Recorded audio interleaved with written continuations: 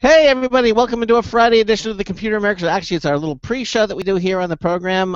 In the second hour, 1 minute until showtime. Computer and Technology News brought to you by Slimware Utilities, the official optimization software of Computer America. In the first hour, we're going to be talking to Nanoleaf. They have something called the Smarter Kit, connected LED lighting. You can use Siri to control the light bulbs. It's just very, very cool technology. We have the company's CEO, Jimmy Chu, is going to be joining us. So also we have our social media winner of the week. We have the $80 prize from Logitech, the MX2 Anywhere Wireless Mouse. So sit back, relax, enjoy 2 hours of the Computer America Show coming at you in 30 seconds.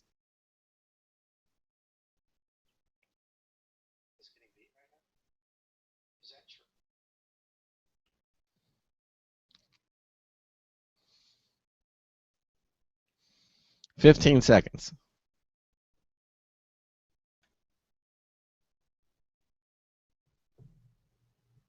Your show will go live in 5 seconds. 4, 3, 2, 1.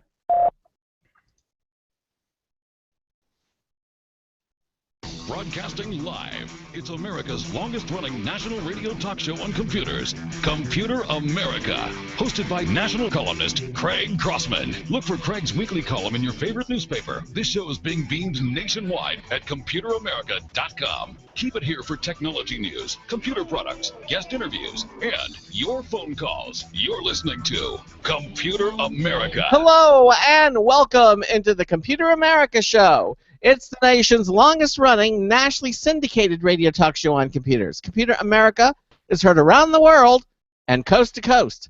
And I'm your host, Craig Crossman. And I'm your co-host, Ben. And it's Friday!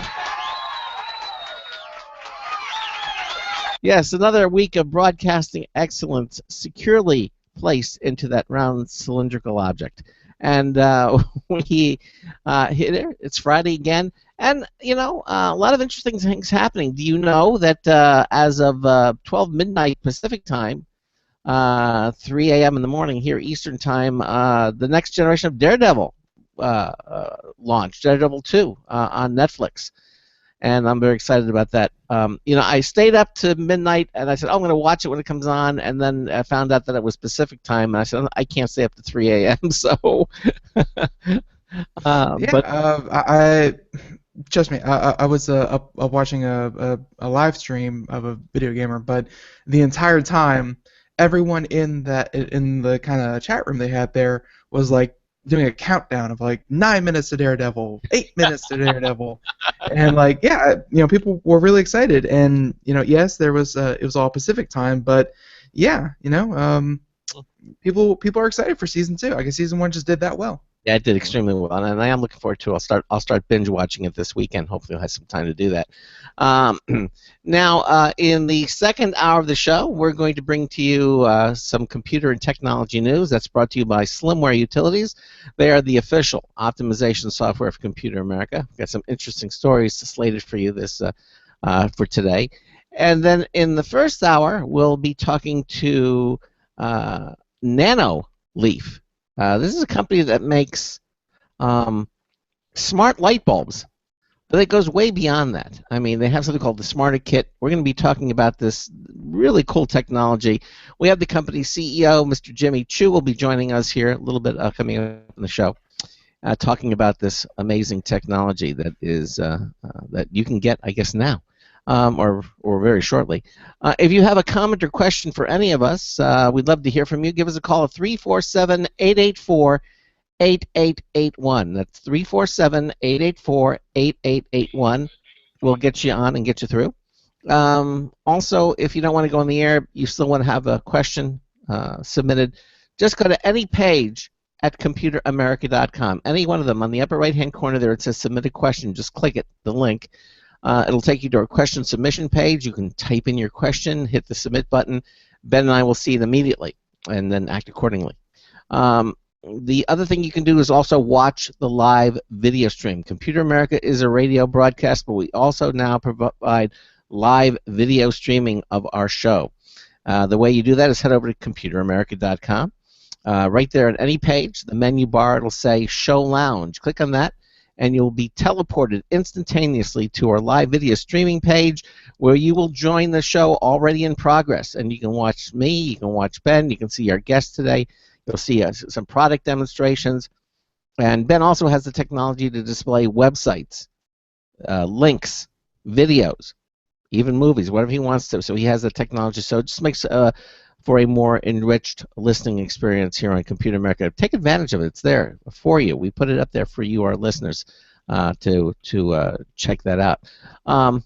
Matter of fact, anything we do at Computer America can be reflected at our internet home of our radio broadcast, computeramerica.com. Also, since it is Friday, we're going to have our social media winner of the week.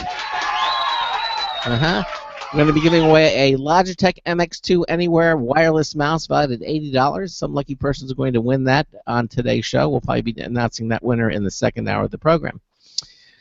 So anything else you want to mention or talk about, Ben, before we bring our first hour guest on the program? Yeah, I get a lot of emails from a lot of different people. I kind of thank all the different events that we kind of cover, and I sign up on a lot of mailing lists. And I just got an email that it's not exactly news because it's a new product that they're just starting to sell. And it was cool enough that I want to bring it up, but it's not cool enough that we want to do a whole news feature on it. But I just got an email for a place called Table RTV. And yeah, they are selling a 200-inch ultra-wide 8K television, with zero bezel. Wow. Which is kind of misleading because if you look at it from the side, it's actually about a foot deep, but it has to be like installed inside the wall. Okay. But 200 inches wide. A foot, a 200. I don't even know what that's going to cost. Well, they're not marketing it for general consumers, but they're offering but like the videos that they have for it, they're like replacing entire conference room walls with it instead of just having a wall with like a projector on it. They're replacing the entire wall with an 8K television. Wow, that'd be an interesting conference to check out. Like the whole thing's touchscreen. The whole thing is cloud enabled. The whole thing is all the bells and whistles. So whenever you see like news broadcasts and you see like the big walls and they have like all the traditionally it's all the panels and they have like the little bezels between where they kind of join a bunch of different monitors to make one big monitor. This is like the same thing but with no little bezels in between each little panel. So wow. It's all one giant monitor. 8K, one giant monitor. 8K no less. All right. One 200-inch wide 8K TV. All right. So, if you ever see those, know that they paid a huge sum of money for them. I would imagine. Okay. But it's cool that they even have it. All right. We've got a lot to talk about here in the first hour, and I'd like to bring our guest on. The company called is Nanoleaf. And Nanoleaf believes connected devices should be made to make your life easier. That's why they created something called the Smarter Kit. It's the first connected smart bulb that proves technical brilliance doesn't have to mean dim-witted design. I don't like that. Okay? And with support for major home automation platforms such as Apple HomeKit, get this, you can also use Siri to control your lights. And we're actually going to have a practical demonstration of that on today's show. So if you're watching live video stream, you get to watch it as well. Here to explain how all this works is the CEO of Nanoleaf, Jimmy Chu. Jimmy, welcome into Computer America. How are you? Hey, Craig. Thank you for having me on the show. I'm great. Well, thank you for being here with us. I kind of gave a quick overview, but why don't you? I understand that you or the founders, the three founders in Nanoleaf, you all basically had secure full-time jobs, and you decided to leave all that behind you and start Nanoleaf. Why would you do that? That's always kind of an interesting time for an entrepreneur. That point in time where they decide, hey, I'm gonna leave my stable job that's paying all my bills to actually go and pursue something where you're not really sure where it's going to end up going. For us, this was in 2012. Yeah, and we're bringing to you, Jimmy, to you behind the bars of no. Okay. Well, it's definitely, like a risky move. We actually didn't quit our jobs until after we actually secured some financing. So we launched our first product on Kickstarter. And at that time, we raised about $273,000. The three of us, Wow. we had, yeah, for us that was a pretty big sum, and it was really exciting for us. But if you think about it, for a hardware product, you have to kind of calculate the cost of the goods sold.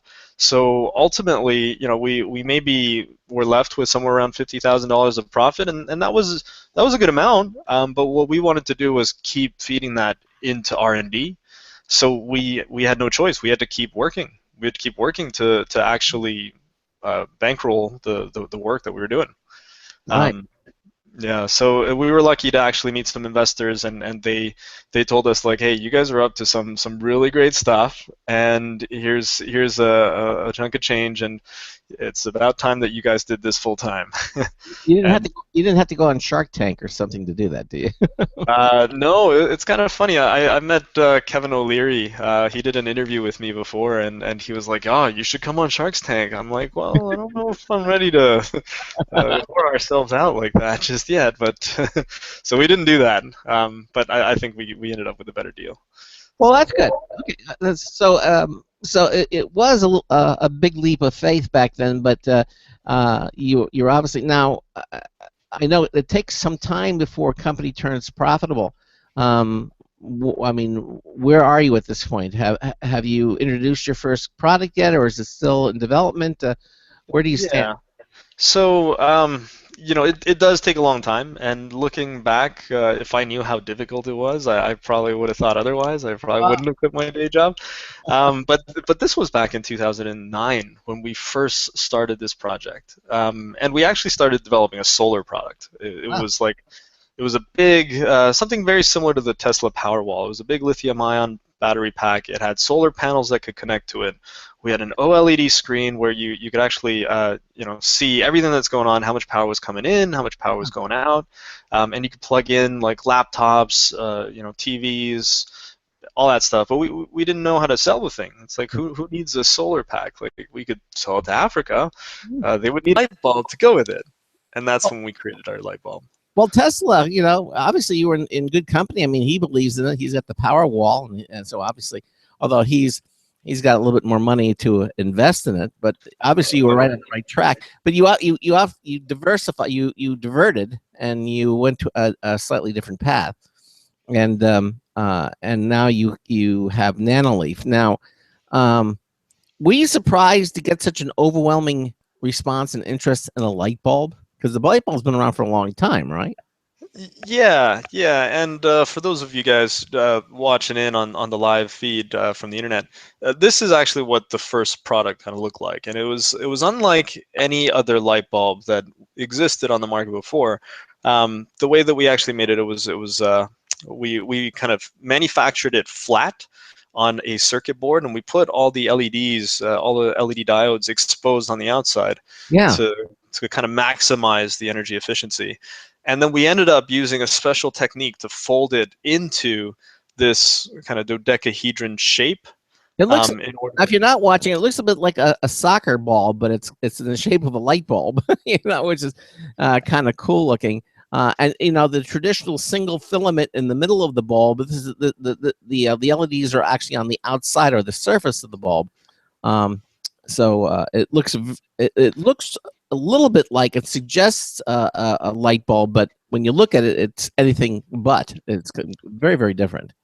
right, and I think it's because it looked so different that people were like, "Hey, what is that thing?" And we were like, "Well, it's actually the most energy efficient light bulb in the world." And then they were like, "Wow, cool! How did three people with absolutely no budget doing this as their hobby manage to create something so innovative?" And how did Um, you? A lot of blood, sweat, and tears.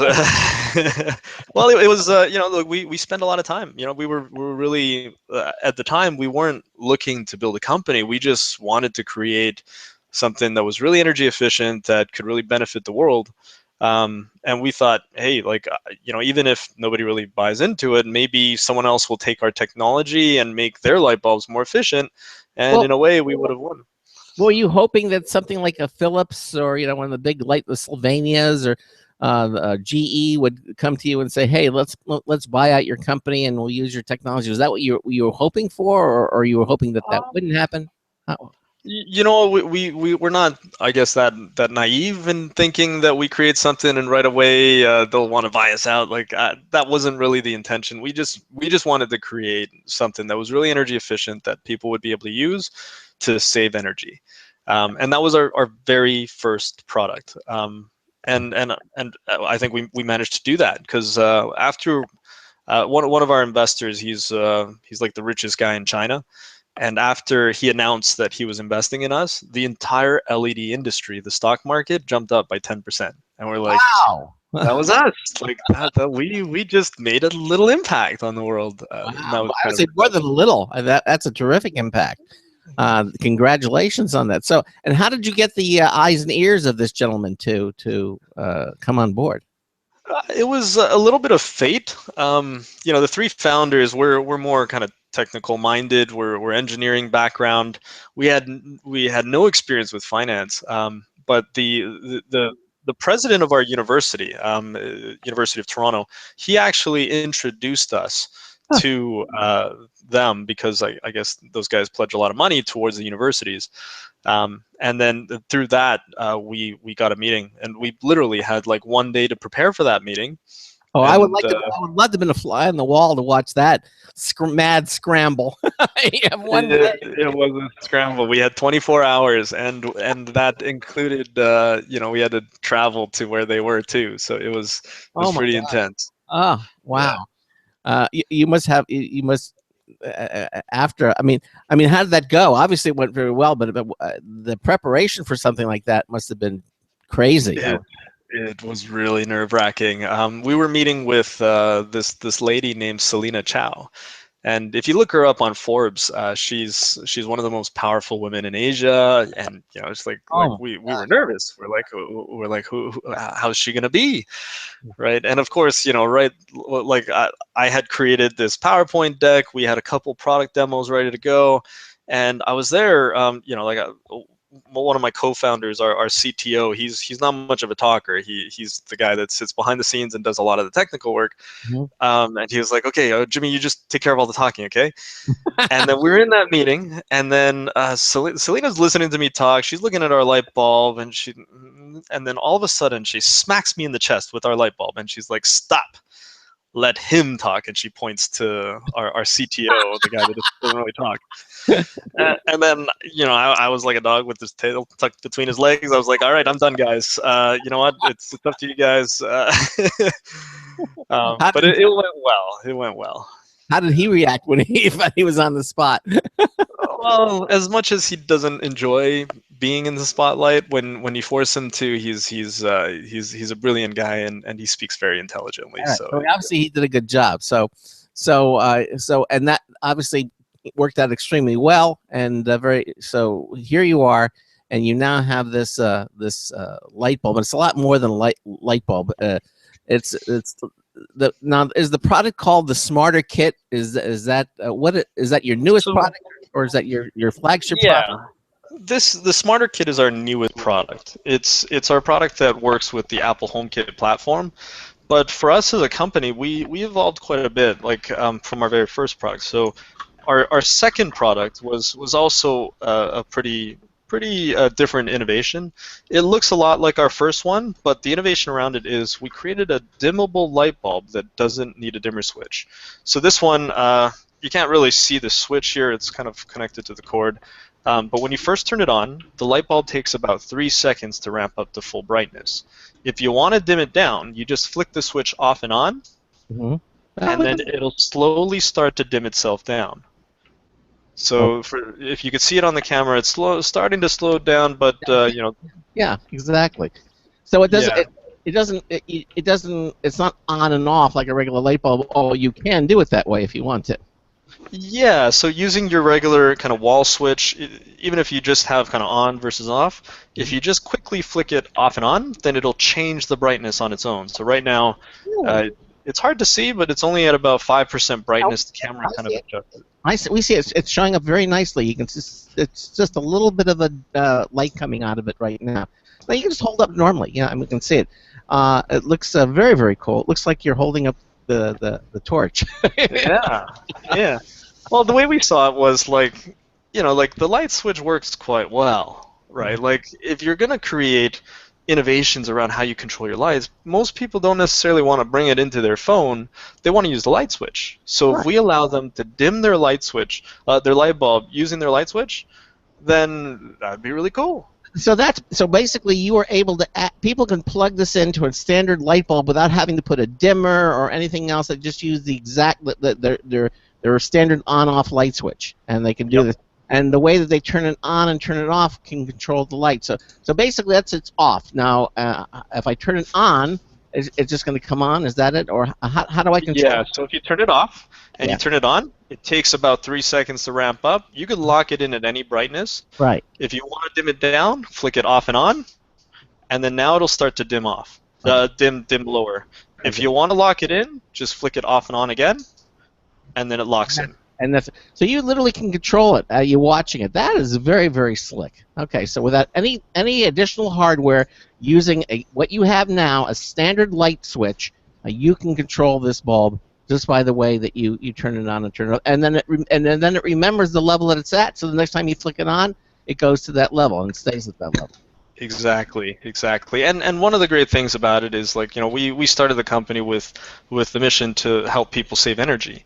And by dimming down your lights, you actually save quite a bit. So for example, at the lowest brightness, that bulb only uses half a watt of energy. Half a watt. Yeah. So that's like pennies in a year. Yeah, exactly. Well, I've always said, and Ben will confirm this, that I've always said I will confirm that you've always said this. yes, Ben will confirm that I've always said that the future of lighting is going to be LED. It's not going to be CFL. That was a nice little interim thing, but everything it's going to all of our lights going to be LED because LEDs are incredibly energy efficient. And you I can, think that one of the last major producers of CFL has actually just stopped producing them altogether. So. yeah, yeah, but they are incredibly efficient, and you can do so much with them because not only can you can have brightness, you can have color temperature, which is Kelvin. You can control the so make it look like an incandescent light. You can actually change the colors. I mean, there's so many things you can do with the technology, and we're just coming into that now. And I would say in the next 5 or 7 years, all of our lights are going to be, for the most part, going to be LED or close to it. What's your thoughts on that, Jimmy? Yeah, I think it's already happening now. Most people, incandescents in many places are already banned. They're not, like for example, in the U.S., you're not allowed to buy or sell incandescent bulbs that are over 100 watts or over 75 watts. So those are they're getting banned in a lot of different places. CFLs, people are starting to move away from them. There's a lot of limitations with CFLs. They contain mercury, which is kind of like a poisonous gas, and a lot of people don't realize that. Mhm. And on top of that, LED prices are dropping. They last for well over 30 years. It just makes sense for us to all move there. Yeah, it makes. You're right. I mean, the other thing is that is the longevity. LED, basically you buy an LED bulb and that's it. You never have to buy a bulb again for the next 30 or years after. It's the old. It's sort of like up there with the what was it? These mystery technologies that when you put them into place and you have to buy them again, like putting water in a car and having it run. I mean, it's along those lines there. Basically, you buy the bulb, especially if the bulb is in a really hard to reach place too. I mean, it's wonderful. You change it once and you don't have to worry about it again. Yeah, it's always been a fun thought for me that excluding any kind of technical failure on the light bulb's part, you could move into a house, replace every single light bulb in the house with a type of LED, and probably most people live in a house 10, 15 years. Probably by the time you sell that house, you will never have to replace one light bulb. Like it's that kind of cool. Yeah, they're like batteries that last forever, or 30-year batteries. It's one. I, Mhm. Well, I think it's just the beginning, though. Right now, we're still thinking in the concept of bulbs, right? And I think, innovations like this one, the Smarter Kit, it works with Apple HomeKit, so it really helps to enable new home automation technologies. So, for example, this one right here that I'm holding up, you could actually control it using Siri. So this goes along the whole concept of, hey, people don't necessarily want to control their lights with an app. But what's better than an app? Well, something like voice control made a lot of sense to us.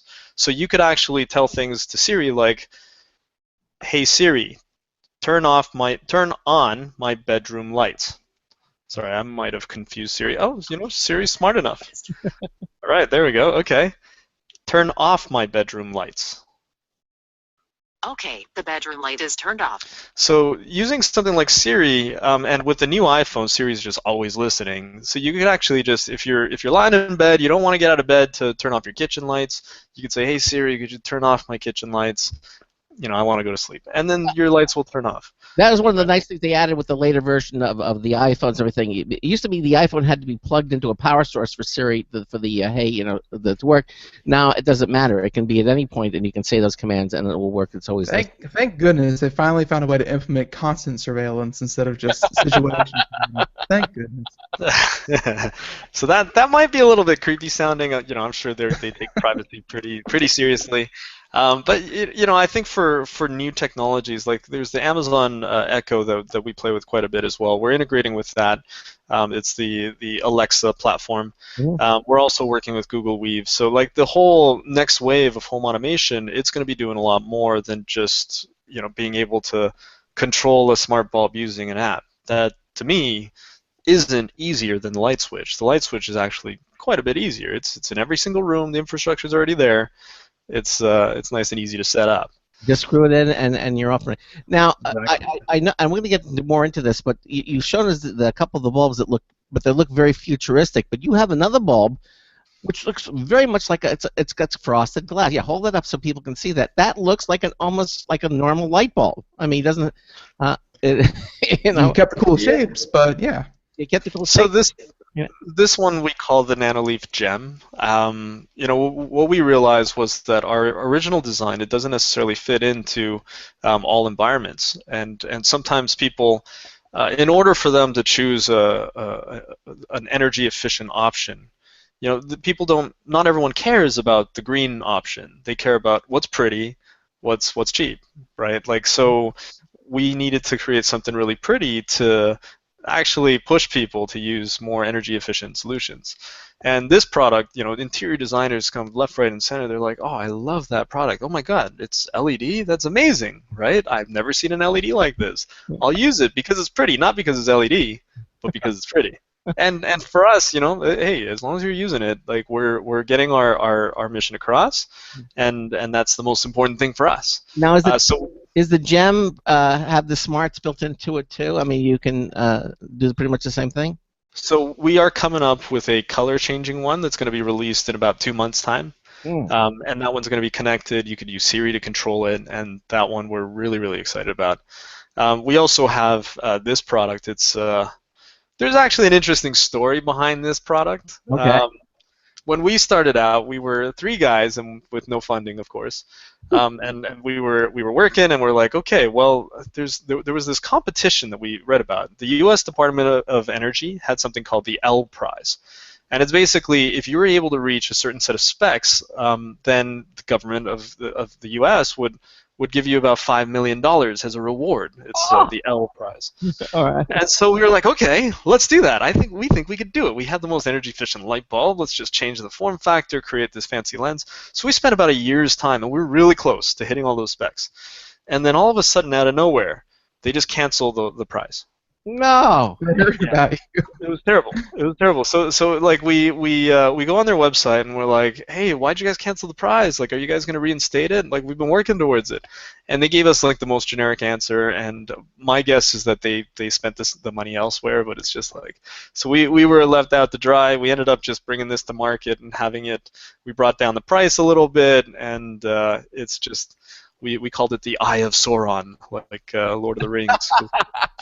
It's an amazing light. We won an award with the Illuminating Engineering Society for the light quality and the energy efficiency levels we were able to hit with this product. But our focus has now shifted back to doing a lot more connected products. Yeah, we have a recording of you quoting your disappointment when they canceled the L Prize. There it was. You should play it back to them. Depending on who gets elected, maybe they could change that, right? Okay, listen. So we got lots more to talk about, and demonstrations. Again, if you're watching the video, live video, actually, Jimmy is demonstrating some of these products, or you can watch Ben. He's actually showing the website. You can see. I think that the gem though is absolutely beautiful. I mean, it really is. I understand the decorators, people who are into decorating, really loving that because it looks like a light bulb, but it's got the the hexagonal, or is it octagonal? I can't. What's the shape? Pentagonal. In that pentagonal shape in the glass itself. The glass is actually cut to that, so it looks really, really elegant. But we're gonna take a little break, and then we're gonna continue on. You're listening to the Computer America Show. We're talking to the CEO of Nanoleaf, Jimmy Chu.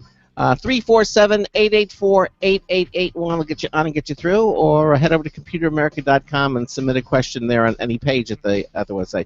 We have another news tips bulletin review from Marty Winston coming up as well. It's the last you'll hear of it this week, and then we'll be right back. You're listening to the Computer America Show. Sometimes disaster strikes. Data can be lost due to many different reasons: accidental reformatting, power spikes, virus attacks. Zero Assumption Recovery provides a suite of highly effective and thorough data recovery software for Windows operating systems. ZA is suitable for home users and small businesses who need a powerful data recovery solution for Windows and Linux file systems. Go to z-a-recovery.com. Sometimes disaster strikes. Data can be lost due to many different reasons: accidental reformatting, power spikes, virus attacks. Zero Assumption Recovery provides a suite of highly effective and thorough data recovery software for Windows operating systems. ZA is suitable for home users and small businesses who need a powerful data recovery solution for Windows and Linux file systems. Go to z-a-recovery.com. Hi, this is Craig Crossman, host of the Computer America Show. You have important meetings to schedule. Your company's getting ready for its IPO, and you're in charge of the PTA fundraiser this month. So how do you coordinate everyone to be available at the same time? Are you still using emails, phone calls, even text messages to schedule meetings with a group of people? How's that working out for you? Not so great, huh? It's a fact that every day, millions of people suffer from scheduling headaches. Well, with Doodle, scheduling meetings with a group of people is quick and easy.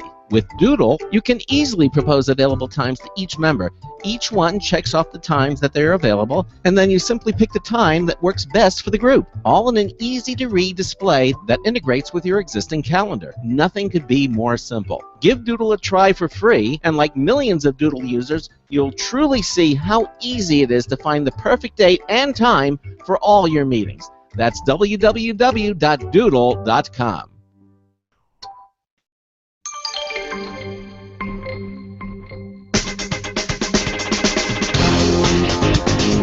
Do your parents know you're listening?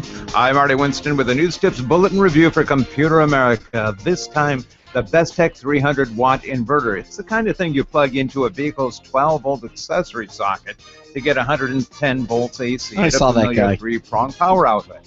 It has some nice features, starting with a pair of USB charging ports that can deliver up to 2.4 amps right next to its two AC outlets on the business end of a thinned aluminum case with a small cooling fan on the far side. Its built-in protection covers things like low input voltage, high output current, output short circuits, and so on. It takes about 3 seconds to come up to spec, so it's a good idea to count to 3 before plugging in or turning on your gear. Bottom line, the new Bestech 300-watt inverter gives you the power to go out and about without doing without outlets. Marty Winston, News Tips Bulletin for Computer America. Welcome back to the Computer America Show here, 33 minutes past the hour, and that was Marty Winston with a news at Bulletin Review. And yeah, so, Was that your shy CTO waving in the background? I don't think they realized that it was live, but I didn't even realize I was playing during the commercials. I was That's all right. My computer was actually running out of battery. I had to get it plugged in. Okay. Perfect. All right, so, but yeah, and also I want to mention that this time, next hour, we'll be giving away a prize from our friends over at Logitech, so please stick around for that. But, that's something we do every week, so not unexpected. So, here in the first hour, though, we are talking to Nanoleaf, and we are talking to Mr. Jimmy Chu. He is the CEO of Nanoleaf, and we were just talking about what they're doing next and what they're doing.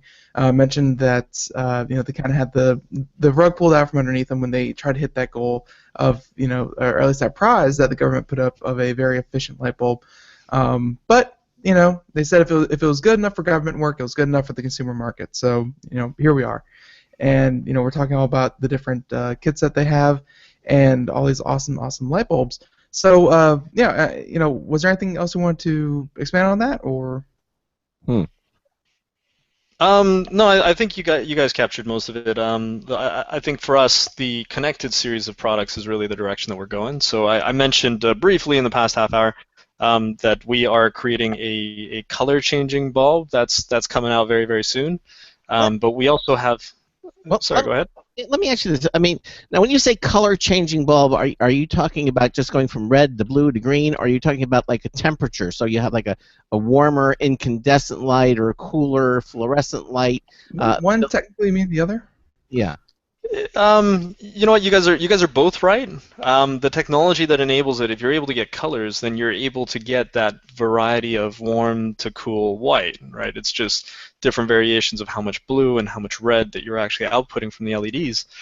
So the way that our product will work is it'll have both controls. You could actually get the full spectrum of colors, or you could have the tunable white, which is the warm white all the way to the cool white. The video that's playing in the background, that's actually one of our newer products. We call that the Nanoleaf Aurora. We showcased that for the first time at CES earlier this year, and it got a ton of coverage. Everyone was really excited about it. We were actually pleasantly surprised at how much positive feedback we got on it. I'd love to get one of those to put up in the wall at our home in North Carolina. I would love to get one of those because we have They're very cool looking. Very cool. And actually, the mailing list. What? No, it wasn't me. I try to avoid videos sometimes. It was actually the team that was responsible for coming up with the idea and actually creating it. I can't take credit for everything here. We have a great team that's working on doing a lot of these innovations. And this product, when we launched it at CES, it ended up getting onto the cover of CNET. Like all these retailers came to us and they're just like, we have never seen anything like this before. And to me, it was just like, wait, it's LED chips. It's put into a different kind of shape. Like, what was so innovative about it? But I think what really blows people's minds is, they went for so many years thinking a light bulb needs to be a bulb, right? And if you really think about it, what was the bulb for? There used to be a little hot wire, an incandescent filament in there that actually heats up to about 300 degrees, and then you needed to have that glass enclosure to make sure nobody touches it and keeps all the gas inside. And then you needed it to screw in because every 6 months it would blow out. But with LED technology, you got a light bulb that lasts for about 30 years. Why do you still need it in a bulb shape? Right? It doesn't make sense. Because all of our light receptacles except that base, that bulb, right? And that's the only thing. I mean, everything you go out and buy, lamps, whatever, they all have that. Tradition is very strong.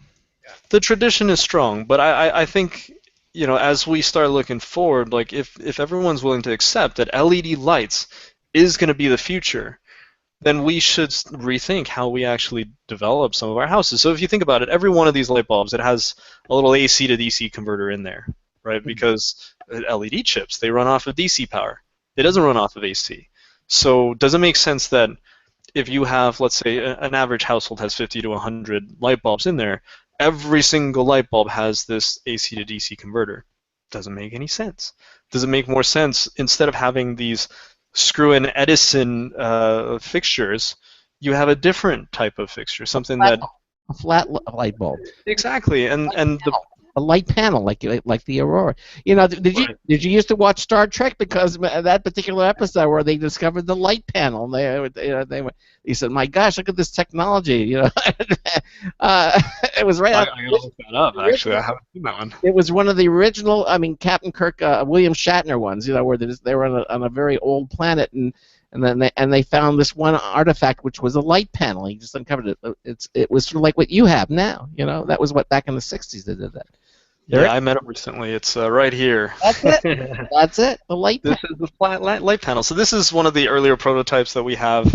It's less than it's approximately 5 millimeters thick. It's really really thin. Yeah. And you could piece together up to 30 different panels, and you could create effects like the one that you guys saw in the video there, where the colors that come out of this, it just kind of blurs together in a very kind of evenly diffused way. And the effects that you create is just awesome. And everyone that's seen it, it's like, I remember when we first set it up on our wall, like the whole team just sat there and just stared at it for like an hour. It's like watching a fireplace, you know, right? You just watch. Yeah. Sucked into it. But so you envision light panels basically becoming the light of the for our homes in the future. Like, do you see these light panels? And you know, you're gonna have to kind of fill in the blanks here with the efficiency and how cheap they are to produce, and of course, going into the future, how cheap they would be to produce.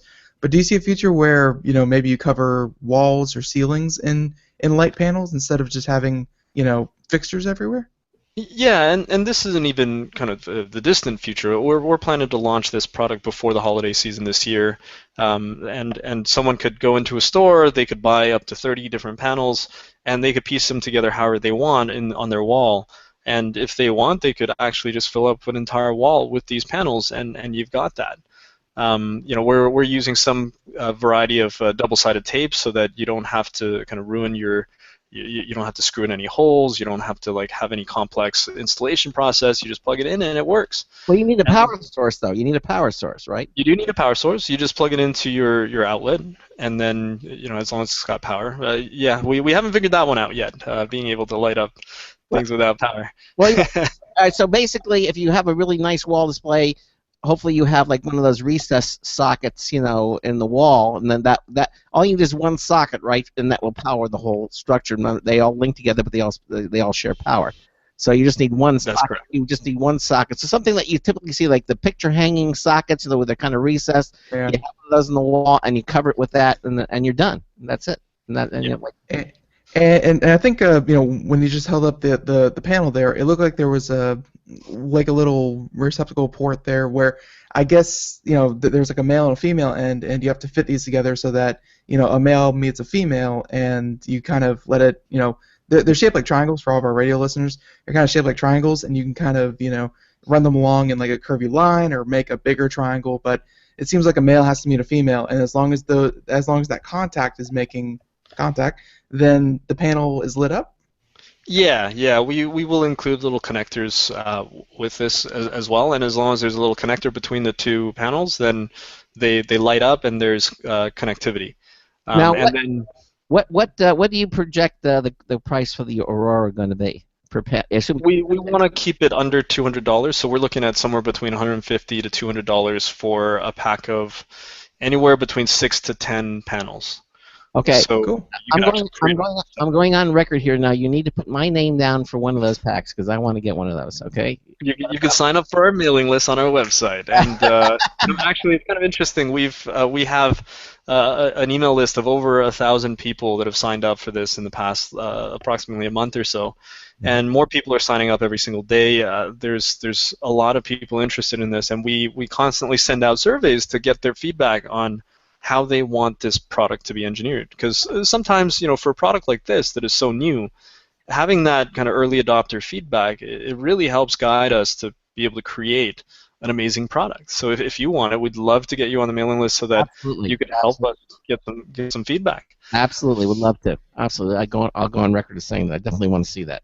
So okay, and that's called the Aurora, and so the mission, I guess, of your company is to move people away from the traditional concept of the quote-unquote light bulb. But there's there's still so many bulbs out there. I mean, for example, you've got halogens that are the little cone-shaped things, and you got the little glass tubes that use these lights. So how are you going to eventually replace all of those as well? I would think so. I would like to see that.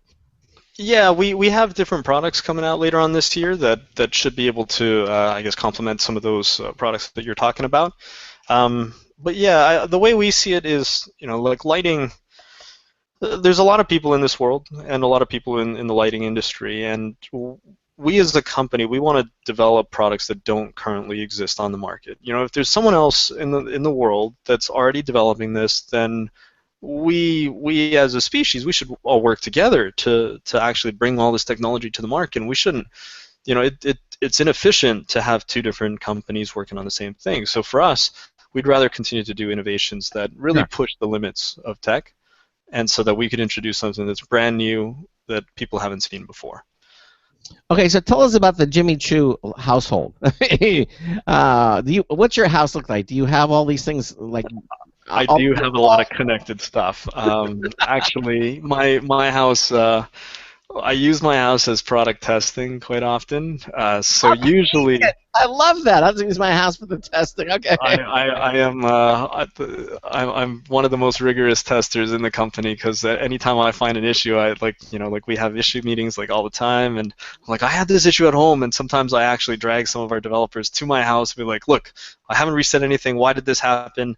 Like how do we do, like, so it's more of a test place. I do have other connected products as well. Like I have two connected thermostats. I have the Ecobee and the Nest, and I try and look at how can products be designed in a way to really make things better. And I think with the connected home, it's not quite there yet. Well, it's sort of a mess. I mean, you got the Internet of Things, you got the connected home. I mean, that space basically is everybody's vying to be the leader. It sort of like reminds me of the VHS versus Betamax, or the Blu-ray versus the HD DVD wars. I mean, all these things. Is there going to, you think, one is going to emerge from the ashes, and that's going to be the standard, or are we going to, or are there going to be more than one company, but they're all going to be standardized? I mean, so everybody's making things, yet they're all following one standard. We don't learn from history. You think we would learn, but evidently we don't. So we have to go through this. For every new product, we have to go through this battle between all these different companies that have their own standards. This is it's a tough question. I believe that the standards that Apple and Google that are pushing out, those ones are going to be the ones that really win it, because they have just so much I guess they have such a large user base behind them, and money. And money, right? Both, which is really important for pushing out new standards. So I think between the two of them, and that's really what we've been working on, supporting the Apple HomeKit platform, and we're also partnering with Google Weave. Another one that's really, really interesting is the Amazon Echo. That one, I think just this year, anyone that's tried it out, we have one here at the office. It's phenomenal. It's a great product. And we're really excited to be working with them to get our products integrated. Well, they keep. That's the secret behind this. They keep upgrading it, without you having to buy something new. They got it right. Yeah, the thing is really a glorified speaker, microphone, and just a little cloud computer kind of interface. So that thing is just going to keep getting better and better. The longer you keep it, rather than having to replace it every 6 months, which is nice. Yeah. So imagine with our Aurora product, if you had it on the wall and you come home and you're like, you know what? I want to set it to the fireplace scene, right? You could be like, hey, Alexa, set the Nanoleaf Aurora to the fireplace scene, and then it just changes, and you don't have to do anything, and it just knows. And that's really where I think it'd be just a great integration. And I think all three of these companies are doing really, really great work, and we're excited to be partnering with them, because that's how the world should work. Yeah, I remember when LEDs first came out. I said, this is it. This is going to be. But one thing that freaked me out was that they were not dimmable. They were the same thing with CFLs. When they first came out, they weren't dimmable. Then they came out with dimmable.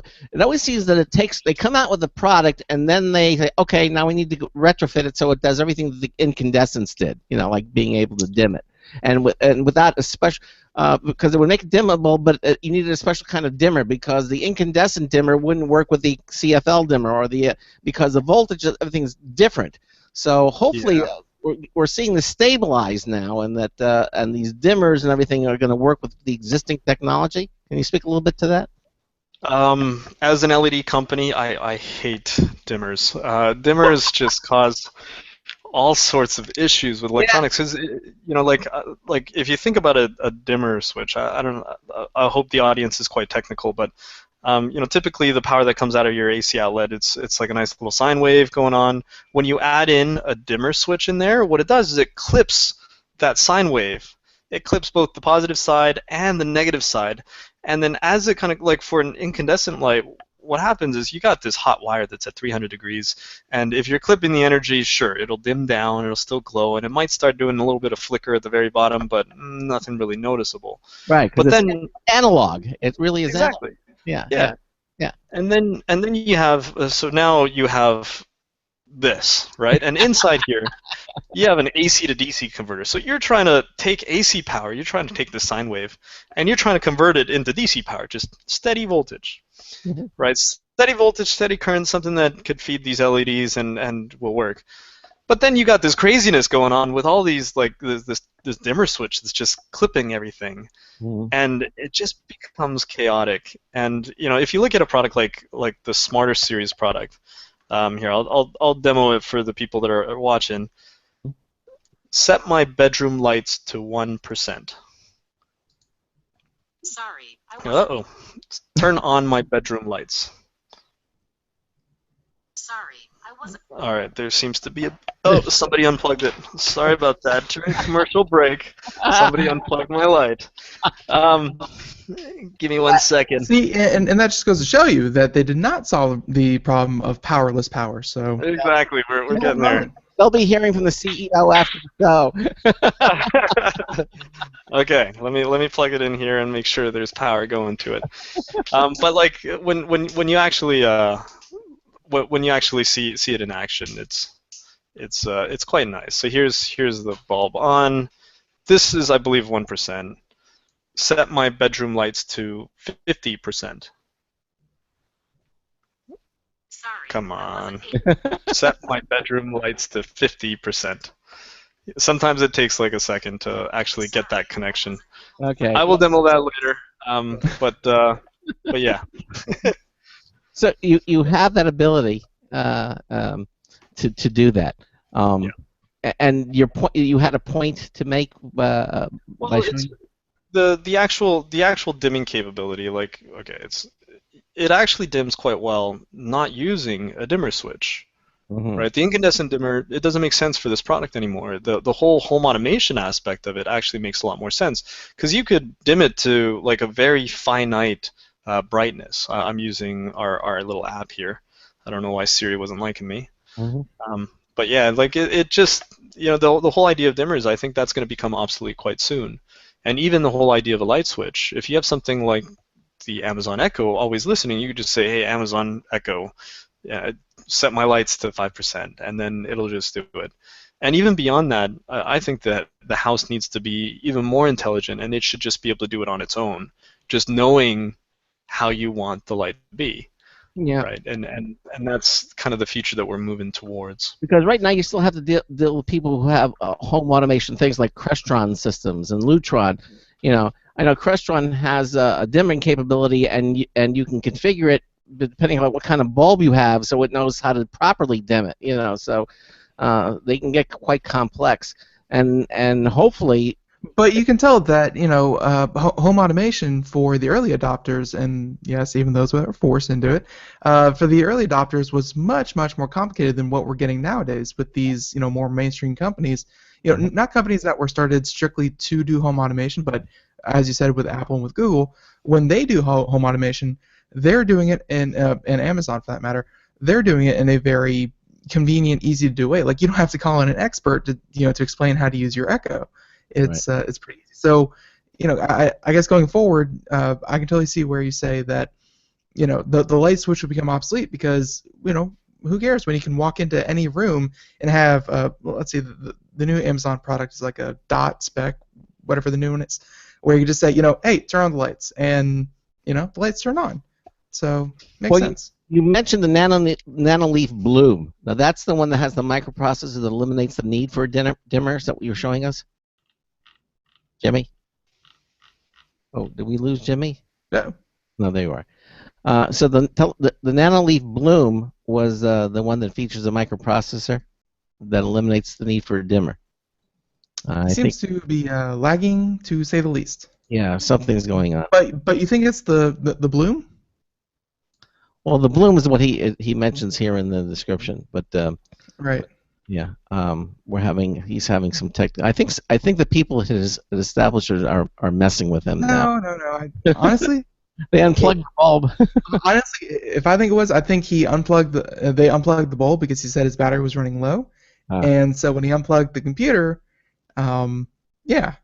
So okay. I think that's what happened personally, but until it gets back though, if you're watching the video portion of the show, that we have the Nanoleaf Bloom right here up on screen, and he mentions, yes, it's a new way to dim your lights, and the Nanoleaf Bloom is here to solve that problem by making dimming possible in regular non-dimming fixtures.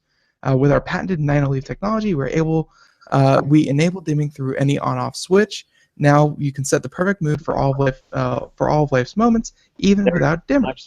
Now Jimmy is back with us. Sorry, we seem Perfect. we're back there. So we were talking about the Nanoleaf Bloom, and that was the one that works with the dimmer, correct? This is the one that we have some that work with the dimmer. So, for example, this glass one that you saw, this one works with the dimmer switch. We have this commercial lighting. It's a PAR 38 bulb. This one also works well with the dimmer switch. It took a lot of engineering to be able to do that.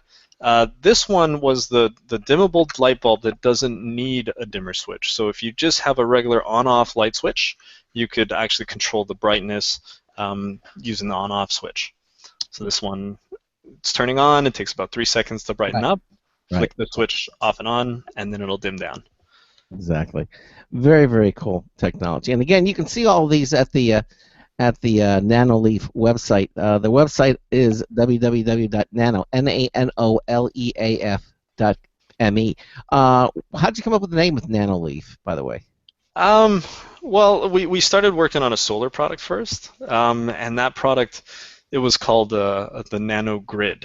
So there's the macro grid, there's the micro grid. Macro grid is like the grid that you plug everything into. Micro grid is for a small community, and a nano grid was a small portable grid that you could actually bring around with you and create a little mini grid of your own. Got it. So that was the Nano Grid, and we had the Nano Light to go with it. But then us as a company, we see ourselves as more than just a lighting company. We want to do real innovations that expand well beyond lighting, that will ultimately help you save energy, and that's where we came up with Nanoleaf. Well, listen, again, we're coming up to pretty much to the end of the hour. I go on record. I don't know if I need to. You'll let Leslie Chen, your PR person, know that I'm definitely interested in the Aurora and testing that out. I'd love to give that a shot. I really would. And when you come out with a kit or something, I'd certainly like to give you some feedback on that, because that looks really, really cool. And again, all of our listeners, you should check it out at nanoleaf.me is the website, or just head over to computeramerica.com. We have a link right there at our homepage. You'll see the Nanoleaf logo. You can click on it. That stays up for the entire week. And then in the archive section, you can continue to find it and explore the website, what they have to offer, and register at Nanoleaf if you're interested in getting something like the Aurora and just following what they're doing. Typical bulbs are going to cost the smarter kit. What kind of price range are we looking at here, Jimmy?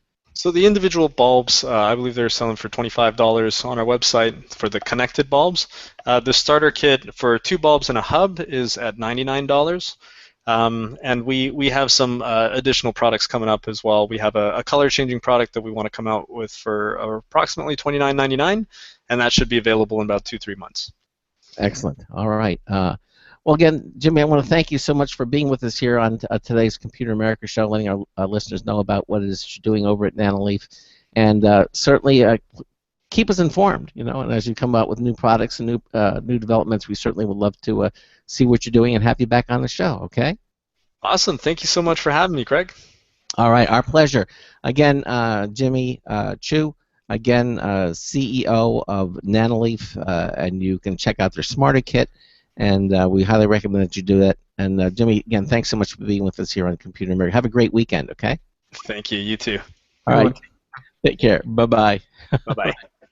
All right, there you go. I can totally see these things on, on store shelves, like, traditional places where you see bulbs, right there along with all the other ones. Oh yeah, I mean, actually walking into Home Depot or and just having the. I mean, they have LED bulbs up there now, and the prices are coming way down. I mean, there is more than one player out there, but I think what they're doing at Nanoleaf really makes a lot of sense. And the fact that these can work with your existing lighting system. You don't have to add dimmers. Just the way you control the switch controls the bulb. I mean, it's very cool, very smart.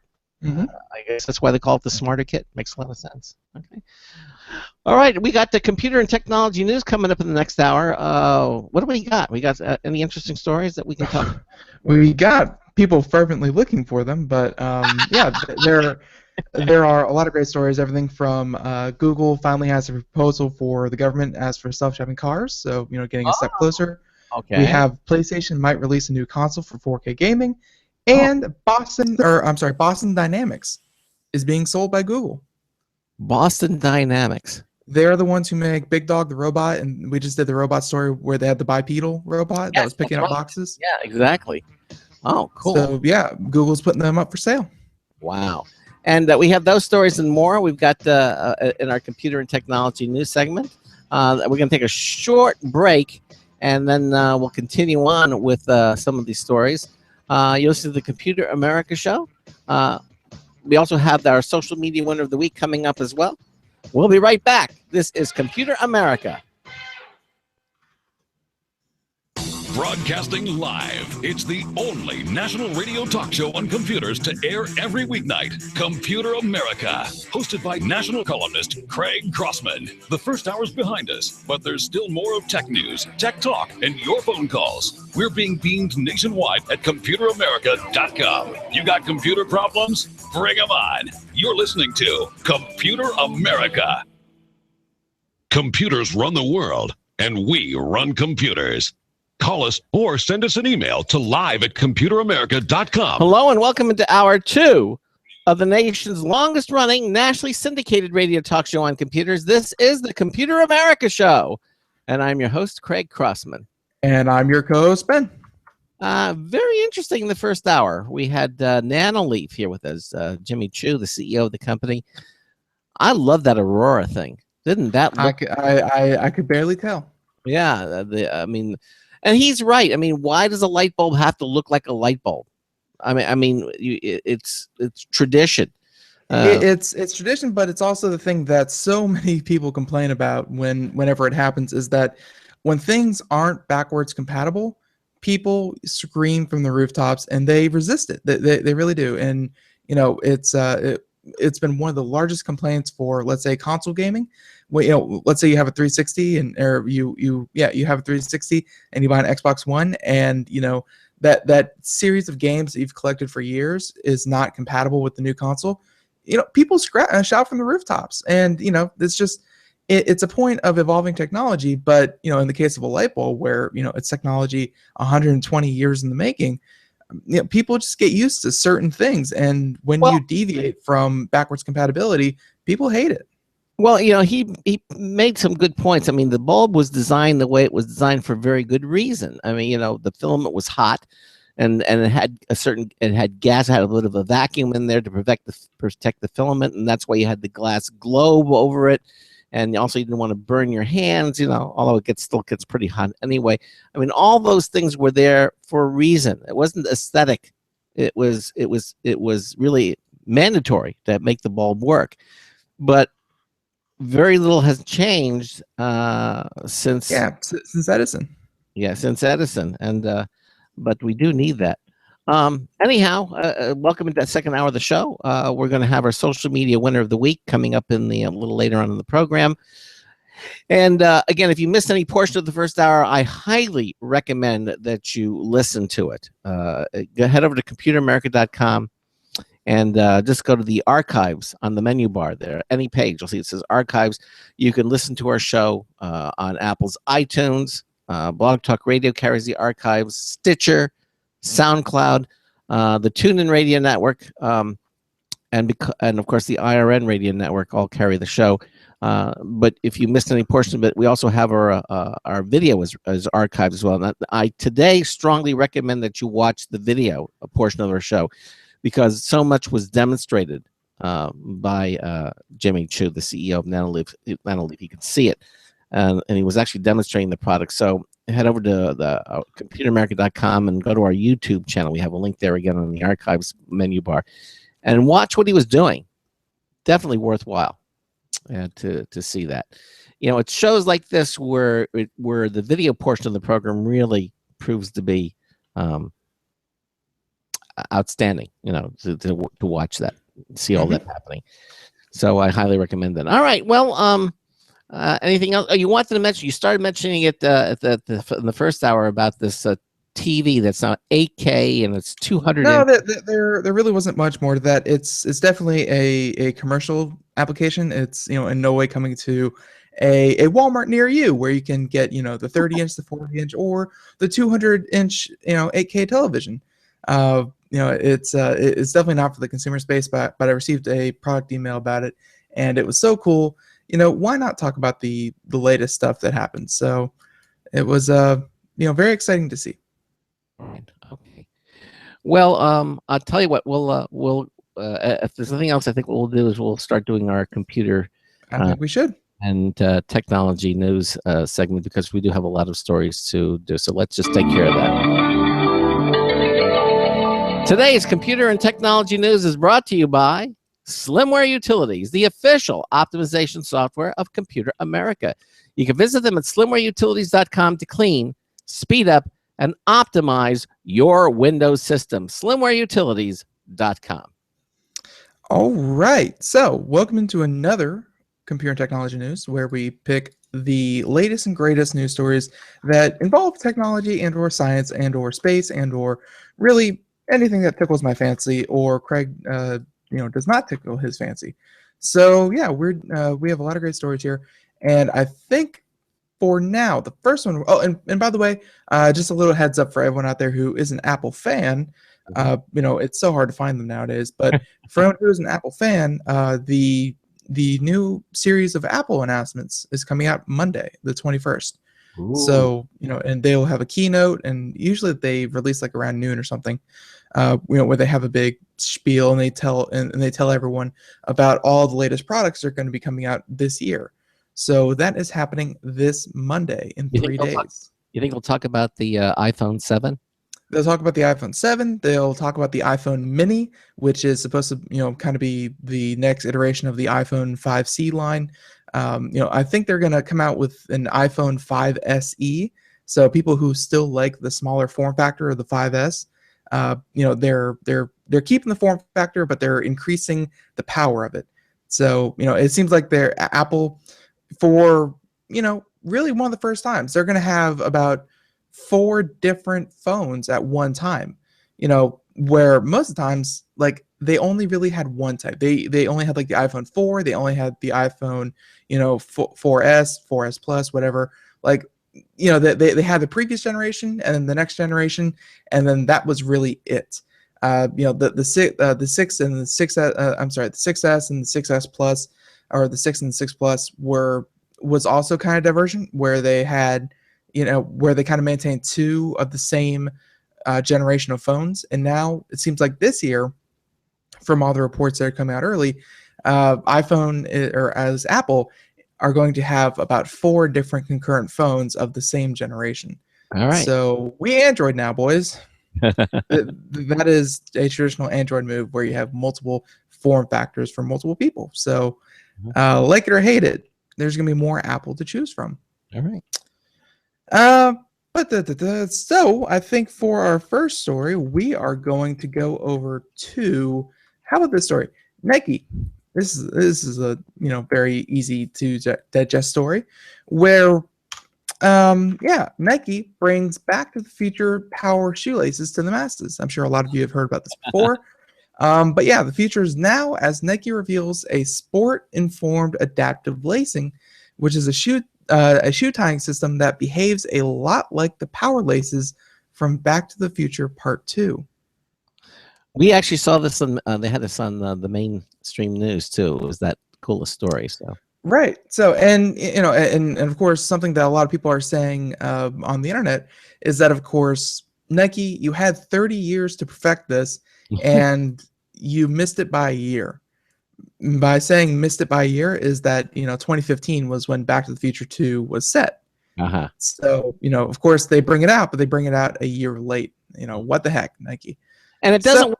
And it doesn't quite work the same way as they have it in the movie either. The sneakers were a little bit of a different design, which I was surprised because I thought they were going to make it exactly like you see. no, they can't do that because that's movie magic. Nothing happens like it does in movies. Uh-huh. So yes, this is Nike. They just announced the Hyper Adapt 1.0, which is a self-lacing system triggered when you place your foot inside the shoe, and when your heel hits a sensor, the laces automatically tighten. 2 buttons on the side adjust the fit, making it tighter or looser. Nike introduced the technology Wednesday, and by saying it has manifested the unimaginable. Of course, unimaginable being we imagined it back in 1989. But, and so Nike designer Tinker Hatfield sees HyperAdapt as the perfect solution to adjusting the fit of shoes during athletic competitions where laces can loosen or shoes may feel too tight as feet swell. It challenges traditional understanding of fit, proposing an ultimate solution to individual idiosyncrasies in lacing and tension preferences.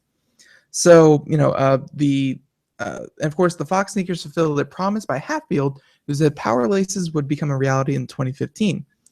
Nike will make the kicks available to members of Nike Plus profile and training tracking service starting in late 2016.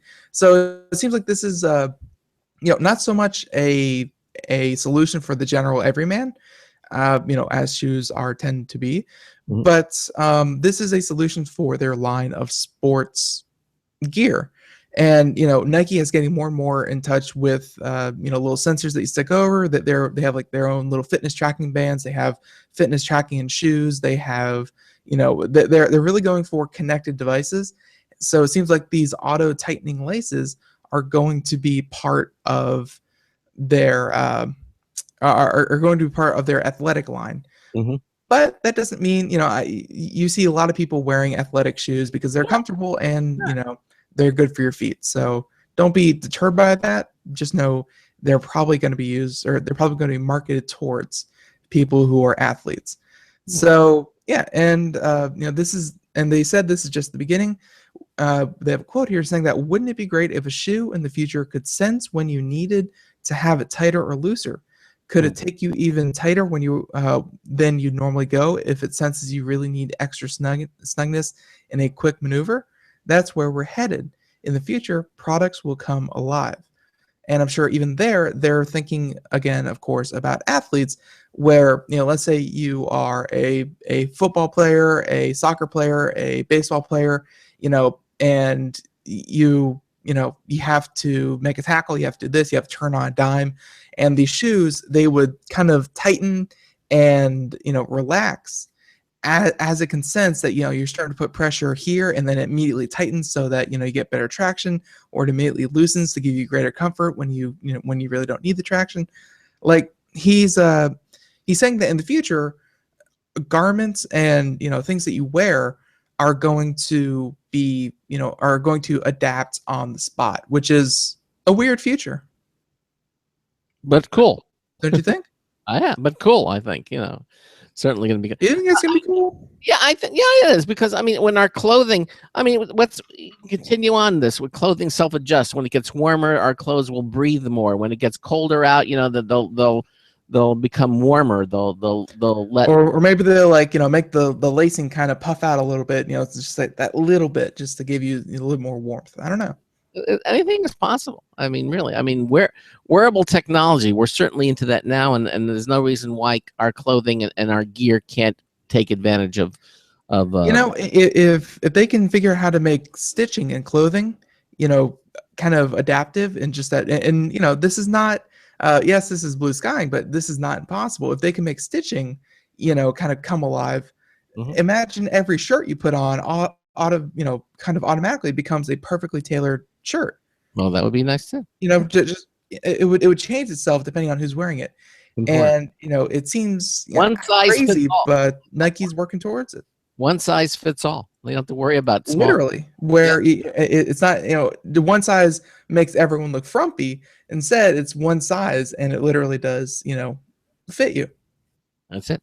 Oh, self-conforming clothing. It's all possible and probably will be coming soon. Well, now this next story from Engadget, we heard rumors and talking about, you know, Twitter is going to abandon or enhance their 140 character limits, so it'll have 10,000 characters. There's all these rumors. Well, guess what? According to the story from Engadget, Andrew Tarantola, it's staying. According to the CEO of Twitter, Jack Dorsey, he says the 140 character limit is staying. It's a good constraint for us. It's a direct quote. And he actually appeared on the Today Show today to celebrate the company's 10th anniversary. And while there, he confirmed to host Matt Lauer that Twitter's 140 character limit will not be expanded to 10,000 characters, as some rumors had previously suggested. It's staying, he's quoting. It's a good constraint for us, he said. It allows for of the moment brevity. That's what it allows. So that's what they're looking for. He also reiterated the company's position on balancing users' First Amendment rights with controlling harassment, something for which Twitter has long been criticized. Twitter's always been about controls. People can follow whomever they want, and it's our job to make sure they see the most important things and the things that matter to them. Again, Dorsey told Matt Lauer, he said, there are tweets that promote violence, which is against our terms of service. So people have controls to block and people have controls to mute. So, but basically here it is. That it's keeping its 140 character limit, and that Twitter's going to be that way, and it's not changing, at least for now. So there it is. To be expected. You think it's a good thing? 140. You can't say what you want to say in 140 characters, you know.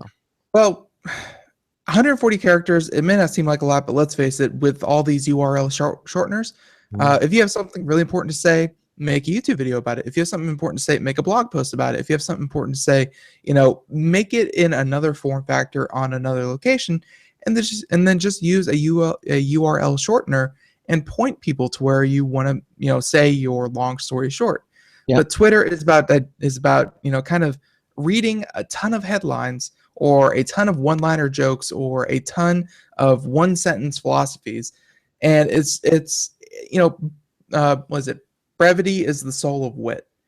So, you know, 140 characters, it may seem constraining, but having to really think about what you're trying to say is, you know, pretty important, I think, to what Twitter does. You're all for it. Okay. All right. All right.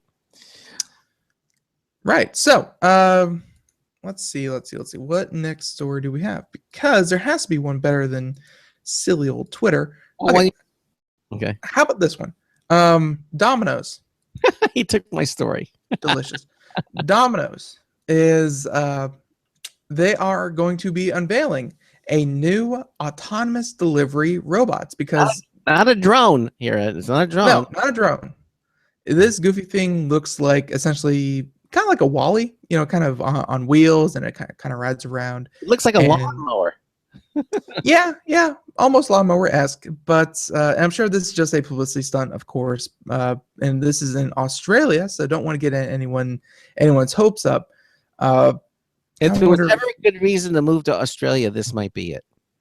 There are many good reasons to. No offense, Australia, but not a lot of good reasons to.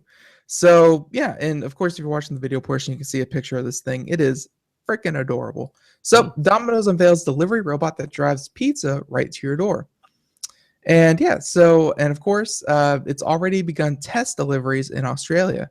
So, Domino's, which is, of course, a pizza company that course, a reputation for dabbling in technological innovations, has debuted its idea for a delivery person-free future.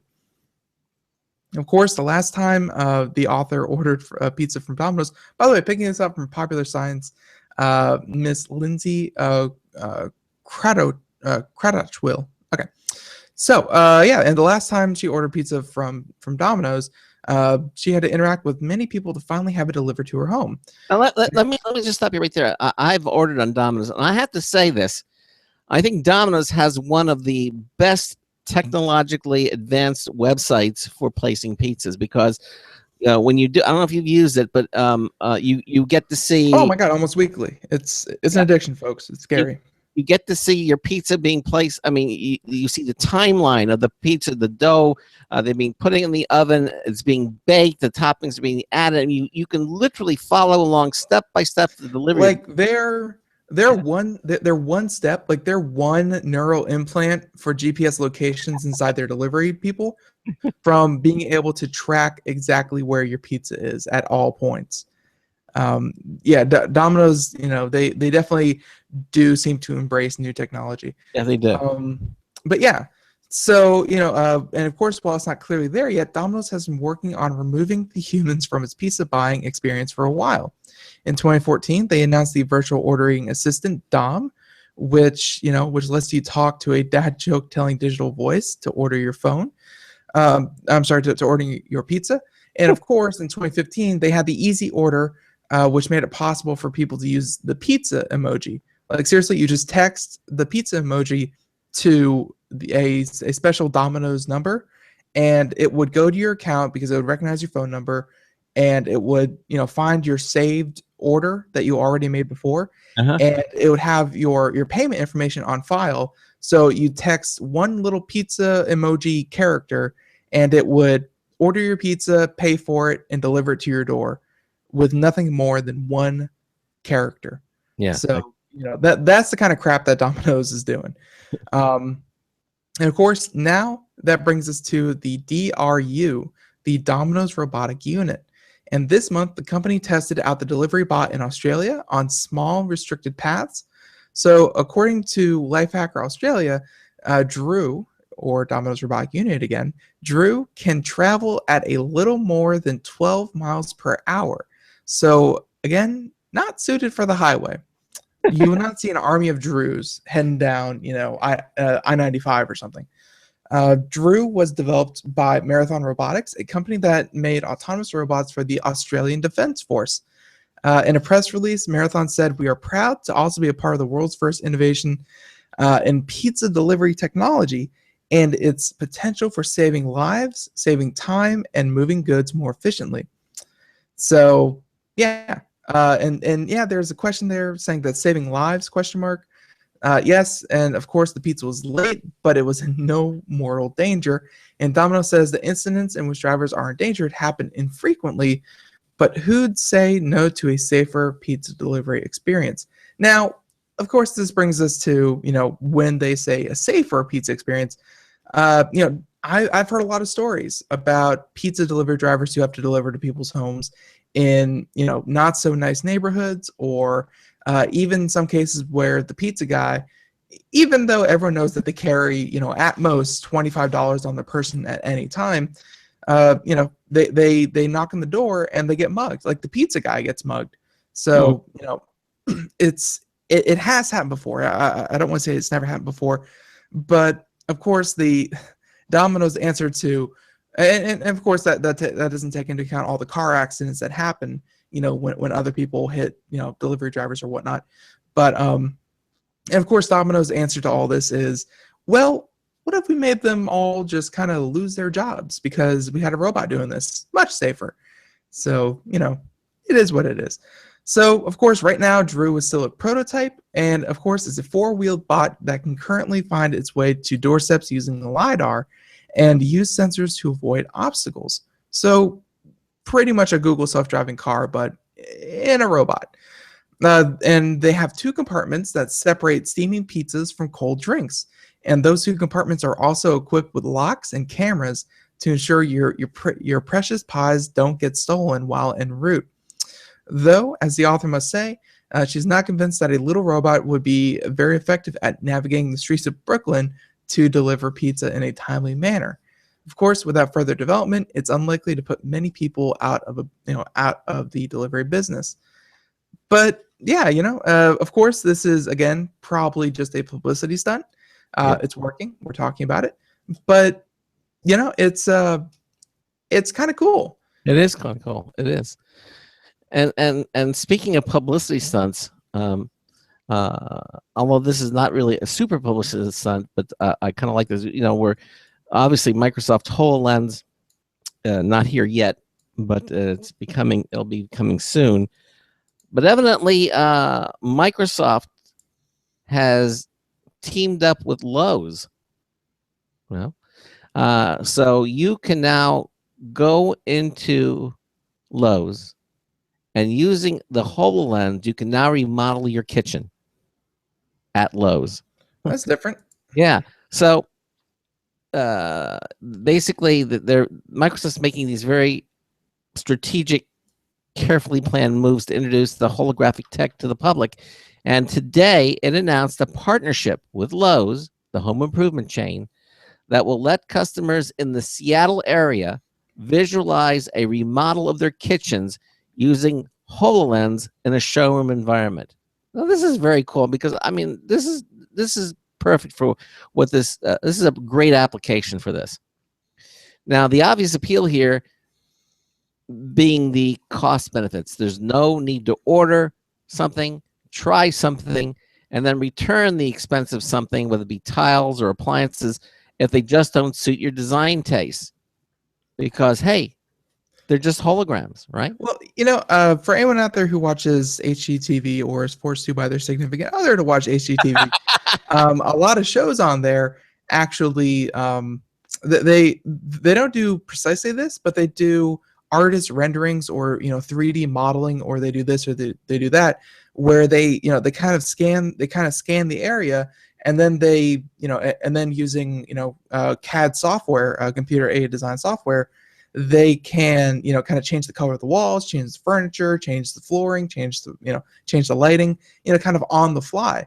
So while you don't have to have an artist doing what the HoloLens is doing, it's along the same ideas that they're using already in, I'm sure, a lot of different design companies. Actually, with Home Depot now, also there's an app now that you can download that you can literally use augmented reality, and you just point it to the walls, let's say in a room or a kitchen, and you can literally have it change the color of the walls while you're looking at your actual walls to see what it would look like painted that color. It's very clever, and and actually they've got that in place now. So you can actually use your camera, the camera in your smartphone, running the app. It will actually paint the wall different colors. What it would look like if it was sky blue or if it was lime green or whatever. You can actually see that. You can change the room colors. Very, very clever. So we're seeing more and more of these things here.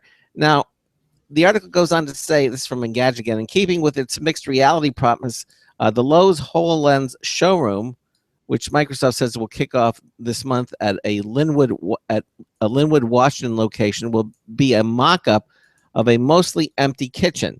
That way, customers can properly select from amongst different features like countertops, tables, cabinets, and view all of them at scale. So Microsoft says these holographic kitchen options will be at a high enough visual fidelity that customers will be able to distinguish key design elements, such as how a mat or how a shiny appliance might look within a space. That's very cool. And very important, too, quite frankly. Mm-hmm. Now, these holographic design plans will also be shareable online, so customers can walk away with a visual of their work in progress. So not only can do it, they can also leave the file so you can actually go back and look at it and see the changes online. Now, the first phase of this pilot program is slated for a select number of stores in the greater Seattle area, a location that's close to home for Microsoft, and will initially be used for internal testing before being open to customers. But there are plans to expand its reach to locations in Raleigh, North Carolina, which also conveniently happens to be nearby Lowe's own headquarters. So they're doing a pilot, they're doing some test trials, and then if they get the kind of reaction that I think that it's going to be that they're going to get, I think it's going to be very good. you might see this coming to a Lowe's near you, and sooner than you might think. Very cool. Yeah, and this is another element of virtual reality. Video games are kind of pushing it, but at the end of the day, where can we use this technology in other aspects of our lives? And this is just one. Honestly, this feels like one intern over at Lowe's is like, okay, here's virtual reality. How do we use this in our stores to really engage our customers? And bing bang boom, this is what they come up with. They come up with a way to essentially show off products in a not just in a setting at Lowe's, where they say, okay, look, here's a kitchen, and right next to it, 2 inches away, is another kitchen, and right next to it, 2 inches away, is another kitchen. Like it's not just product after product after product, but it's seeing products in your home, in your environment that you can recognize and say, oh, I like the look of that. Or when you look at it in virtual reality, you say, actually, now that I see it here, it doesn't look like a good fit. Let's try something else. All of that adding up to, save the file, and you can say, all right, so everything that I was just looking at, save that for later. And when it's time to finally get down to it, you have all the SKU numbers, you have all the product names, you have, all the manufacturers that you can just say, okay, so everything from my virtual reality experience, order all that, and we're going to put all that in. So I think it's a very, very interesting way to engage their customers. Yeah, I think so. If this works, because again, still in trials. Raleigh, North Carolina actually isn't too far from one of our other offices, so we might actually send someone there one day to, if this does get sent to Raleigh, North Carolina, to actually try that out, because that does sound pretty interesting. Hey, we have our social media winner coming up coming up. Also, the world's first website. What was it, and where went live today? Yeah, online 25 years ago today. We'll be talking about that and lots more. Stay with us. Hi, this is Craig Crossman, host of the Computer America Show. You have important meetings to schedule. Your company's getting ready for its IPO, and you're in charge of the PTA fundraiser this month. So how do you coordinate everyone to be available at the same time? Are you still using emails, phone calls, even text messages to schedule meetings with a group of people? How's that working out for you? That's so great, huh? It's a fact that every day, millions of people suffer from scheduling headaches. Well, with Doodle, scheduling meetings with a group of people is quick and easy. With Doodle, you can easily propose available times to each member. Each one checks off the times that they're available, and then you simply pick the time that works best for the group, all in an easy-to-read display that integrates with your existing calendar. Nothing could be more simple. Give Doodle a try for free, and like millions of Doodle users, you'll truly see how easy it is to find the perfect date and time for all your meetings. That's www.doodle.com. Looking for a best friend? Brother Wolf Animal Rescue has your best friend waiting just for you. The mission of Brother Wolf Animal Rescue is to help build a sustainable, no-kill community where no dogs or cats are ever killed for population control, where true euthanasia is reserved only for animals who are irremediably suffering, or for animals who are truly a threat to society and with no hope of rehabilitation. Brother Wolf staff and volunteers go door to door, neighborhood by neighborhood, to educate citizens about local resources available for at-risk pets and to help their families connect with those resources. Brother Wolf's community-based approach to no-kill helps keep family pets healthy, happy, and in their homes and out of the local shelter system in the first place. For more information or to make a tax-deductible donation to this wonderful 501c3 organization, visit their website at www.bwar.org. Help to realize Brother Wolf's vision when no animal is euthanized for lack of a home. Who's a good boy?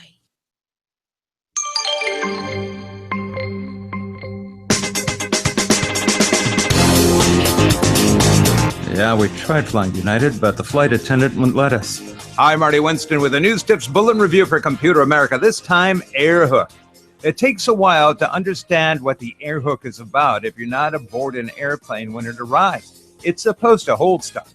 So start in your mind with a tray table in its closed and upright position. Open it for a second, just a smidge. Slide the Airhook clip over the tray's top edge and secure the tray again.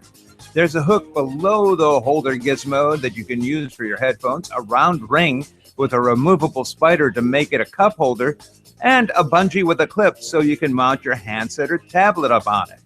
The whole thing comes with a travel pouch. Now, the handset or tablet positioning is better for viewing than for typing. Be aware.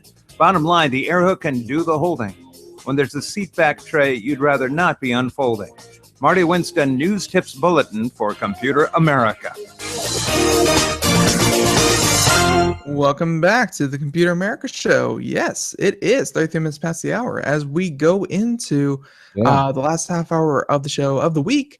And about this time, as you all know, it is that time that most of you are very, very excited for because it's a chance for us to spread the love and our friends over at Logitech to show off just what they have as we give away a Logitech MX Anywhere 2 mouse with DarkSense technology. No, Darkfield technology. Darkfield. Oh, I was right the first time. Darkfield technology.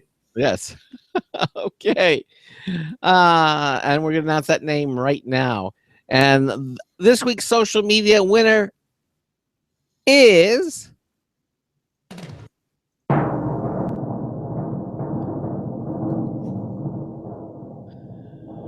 Joanne Ahern. Congratulations, Joanne. You are this week's social media winner of the week. Joanne listens to us, Ben, in Ballysynwood. You know where Ballysynwood would be? That's Cynwyd. Synwood. Arizona? Pennsylvania. Pennsylvania. So close. So you were so close. Right next to each other. Yeah, right. So close to each other. Ballysynwood, Pennsylvania. Joanne wins the Logitech MX Anywhere 2 wireless mouse with its dark field technology. So that means it works on glass surfaces. You can pair up to 3 computers and switch between them all with the touch of a button thanks to its easy switch technology. It's valued at $80. So congratulations to you, Joanne Ahern. You are this week's social media winner. And again, head over to computeramerica.com. Get your entry in for next week because we're going to do it again. It's a promise. And you may be next week's winner. It's so easy. The instructions are right there, what you need to do every week. It's you can get up to like 5 different entries every single week. And you don't have to do it once. Okay. All right. In the meantime, Ben and I are doing computer and technology news brought to you by Slimware Utilities, the official optimization software of Computer America. And this next story is from the Telegraph. We teased it. The world's first website went online 25 years ago today. Whoa, wait. Are you getting to 2 stories in a row? Oh. You just did the HoloLens one. Oh, I'm sorry. Okay, never mind. You do it. You do one. I'll take. All right. So Craig's teasing a future story as we go into this next story, where this is also from Gadgets. So Google and Andrew Tarantola and Google lays out its autonomous car proposal to the feds. So this is an important step because the feds at some point kind of have to sign off on this whole autonomous car thing. Yes, it does. So yeah, the head of Google's self-driving car program sent a letter to the Department of Transportation on Friday, today, outlining a proposal that would fast-track self-driving car technology and expedite the process of taking the technology mainstream. Current U.S. law prohibits vehicles which cannot be driven by a human, as is the case with the steering wheel-less Google car, from operating on public roads. And rather than wait for these existing laws to eventually catch up to the technology, Google wants the government to create a special permitting system wherein any auto manufacturer, important note there, having shown that their vehicle meets federal safety standards, could petition regulators for a permission to sell them. So, for their part, regulators would be empowered to dictate usage limitations for the applicant vehicles based on prevailing safety concerns. Okay, so this proposal comes in response to the Department of Transportation's call for industry input in ways to speed up self-driving technology adoption. Urmson, who again is the head of Google's self-driving car program, Urmson first suggested that the system at a Senate Commerce Committee hearing on Tuesday. This letter lays out the meat of the idea. These new rules, as Google spokesman Johnny Liu told the Associated Press, would create, quote, the right framework that would allow deployment in a safe and timely manner and the company, not yet, however, submitted a formal draft proposal to lawmakers. Think about that for a minute, because so autonomous cars are really great, but you always have the comfort feeling as a passenger. "Oh, I can grab the wheel and and do something." With the Google car, there's no wheel. You won't get to. Oh, let me grab it and take over and drive it live. It is only the Google cars are completely autonomous. There's no way for you to steer them. But one thing that that I didn't want to point out there was that Google, in this proposal, they wanted to create a special permitting system wherein any auto manufacturer. So this is not just for Google self-driving car, their little, kind of, kind of mini car looking thing would be permitted, but really any car that meets the certain safety requirements of a self-driving car, any manufacturer could then push their car, to get this, certificate. So, Google, they are going to the extreme, because let's face it, they really, really, really want to push their autonomous car technology. So what's the best way to push that technology than to say, hey, look, it's really to say, hey, look, mom, no hands. So Google is at the far end of the spectrum. But I mean, we even saw a news story the other day where I think it's like starting next year or by 2018 or something like that, every single car will come standard. Like it's not an option or a perk anymore. Every single car will come standard with self-braking cars. So that if a car is coming up too fast, or it senses a driver is distracted, and it's going to use a lot of different systems, but every single car that is sold in the U.S. is going to have self-braking systems. Sort of like every car that's sold has seatbelts or airbags. Exactly. That's going to be part of it. Mm-hmm. Right. So and so this is just, and they said it's going to stop like 40% of rear end accidents. It's going to save people tons and tons of money, just on the fact that it's going to avoid so many accidents. Like it's really going to start to change the way that we operate cars. But this is just one part of a self-driving car, where it's going to know not to hit the car in front of you. It's going to know not to, or hopefully know not to hit the bus next to you. I think it's learned that lesson.